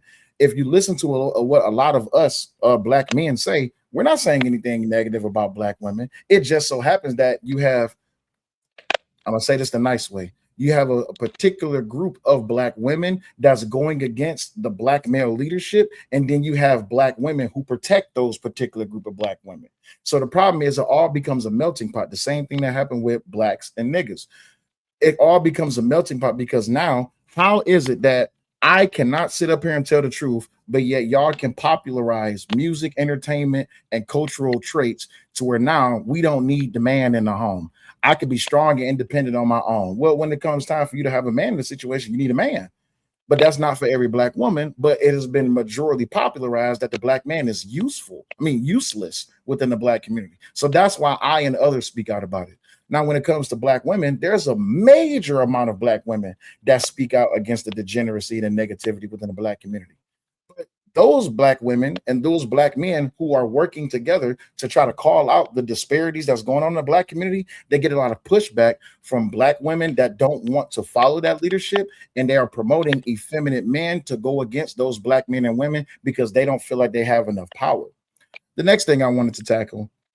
Wait, Black women don't have. I'm sorry, say it again. No, I would say I had one to kind of interrupt you right there when you said about Black women in power. I want to be clear on that, because but first of all, are you married to a Black woman? Because I know you said that you're married. Absolutely. Okay. My wife's from New York. She's from Brooklyn. Okay, so I know she don't play. I can already tell in this. She's in the chat right now. Actually, she's very proud of me because I'm not cussing. So okay. Tell her I said, when you come up here and give respect, you damn sure get it, because we can talk on a different understanding level. I also wanted to say, I get what you're saying too, but I want to say this. If I come off as a feminist and so forth and so on, maybe so, maybe not. All I can tell you is this: I was raised by all men. I'm an only girl, and I'm actually 6'2", and I wear heels, and I'm actually the shortest one in the family.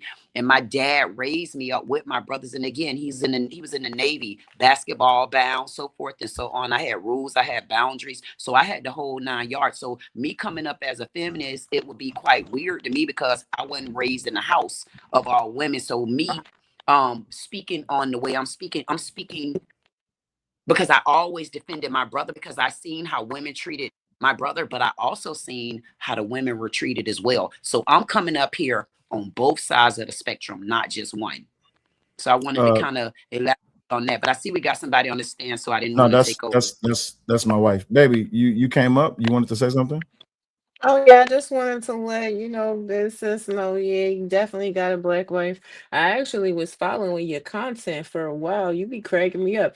Baby Miss D said it, honey. She would get out there in her military garb and she be cussing them people out, honey. She be getting Mm-hmm. her boys out. Okay. So I'm glad that both of y'all are able to have a good conversation because both of y'all can be quite assertive in the delivery of your message. Okay. So shout out to everybody on the panel. I think Appreciate it. this is a good bill and a good conversation. I don't think anybody that is standing up for the legalities of this case is an op to Carmelo. I think people that are trying to look for loopholes in the legalities of this situation are an op to the community because we got to start operating within the law until we find a way Yeah. to change how the laws are written. Mm-hmm. And that's it. That's all. You know what I'm saying? Just wants to come up here for the audience too, because a lot of people is talking real reckless in this Uh, chat. I'm gonna let y'all know, chatty chatters. I see y'all. Y'all gonna get timed down, and then it's almost time to get baby boy. So yeah, I know. That's why I was trying to wrap up the conversation with her.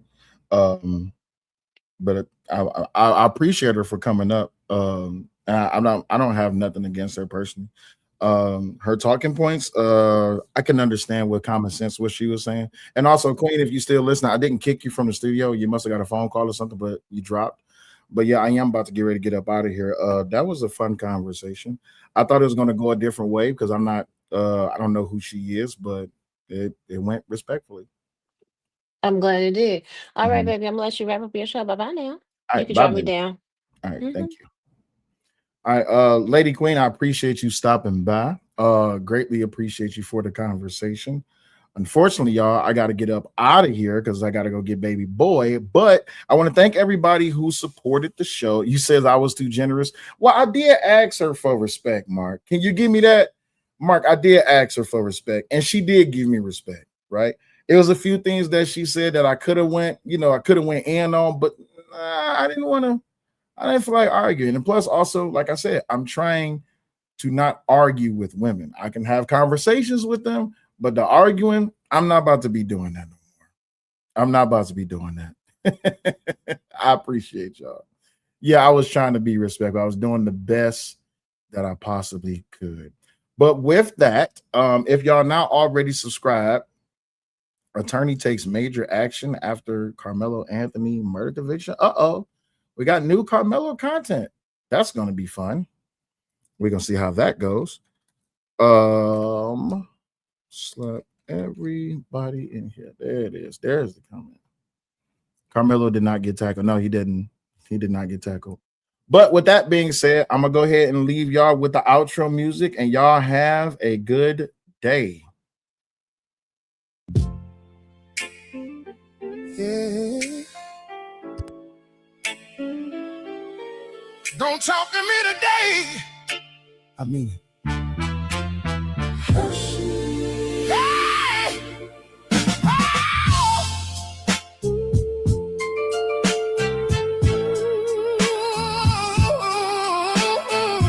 Gave it. Oh. Oh, woke up late, alarm ain't ring. Coffee cold ain't fix a thing. Stepped outside, tired, looking low. Knew right then it was gonna be one of those. Phone blowing up, boss online. Talking about we short, need you overtime. Man, I just got here. Let me breathe. Already got a headache. Don't start with me. Traffic slow. Folks can't drive. Everybody acting like they ain't got lives. I'm clenching teeth, gripping wheel. One more thing, it's gonna get real. I'm holding on by a thread today. One wrong move, I might lose my way. Trying to keep calm, but it's slipping fast. Don't push me, I'm about to spaz. I slap everybody in this motherfucker. Hey, don't test me, I ain't playing with ya. All this pressure got me fed up, bro. this motherfucker. I'll slap everybody in this motherfucker. From my boss down to the mailman, bruh. Even my dog better chill today. Cause I ain't in the mood to play. Get to work, they all on me. Can you fix this? Can you help me? Y'all got hands, y'all got brains. Why I gotta carry all this weight and strain? Lunch break come, I sit down quick. Here comes somebody with some workplace mess. I said, not today. They kept going on, I almost flipped that table. Swear to God. Then I get home trying to decompress. Kids running wild, house a mess. Wife like, you ain't take the trash. I'm like, give me a minute before I crash. Dog barking loud, mailman late. Bills in the stack, I'm losing faith. Everybody needs something from me right now. I'm one more breath from blacking out. I'm trying, Lord, I'm trying hard. But today done pushed me way too far. If peace don't find me real quick, somebody gon' feel this frustration here. I slap everybody in this motherfucker. Hey, don't test me, I ain't playing with you. All this pressure got me fed up, bruh. I'll slap everybody in this motherfucker. I'll slap everybody in this motherfucker. Hey, from my boss down to the mailman, bruh. Even my dog better chill today.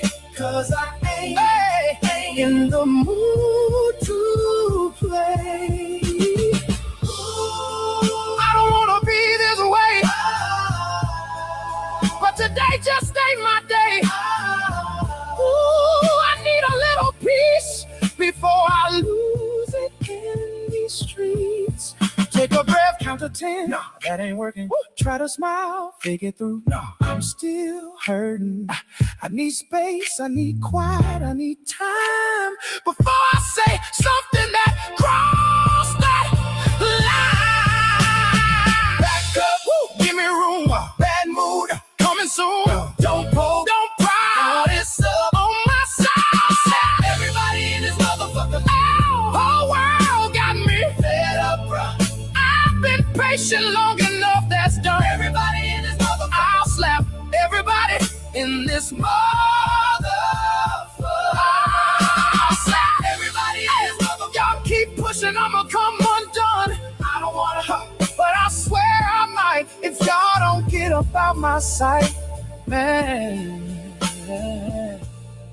I need a drink in about 8 hours of nobody talking to me.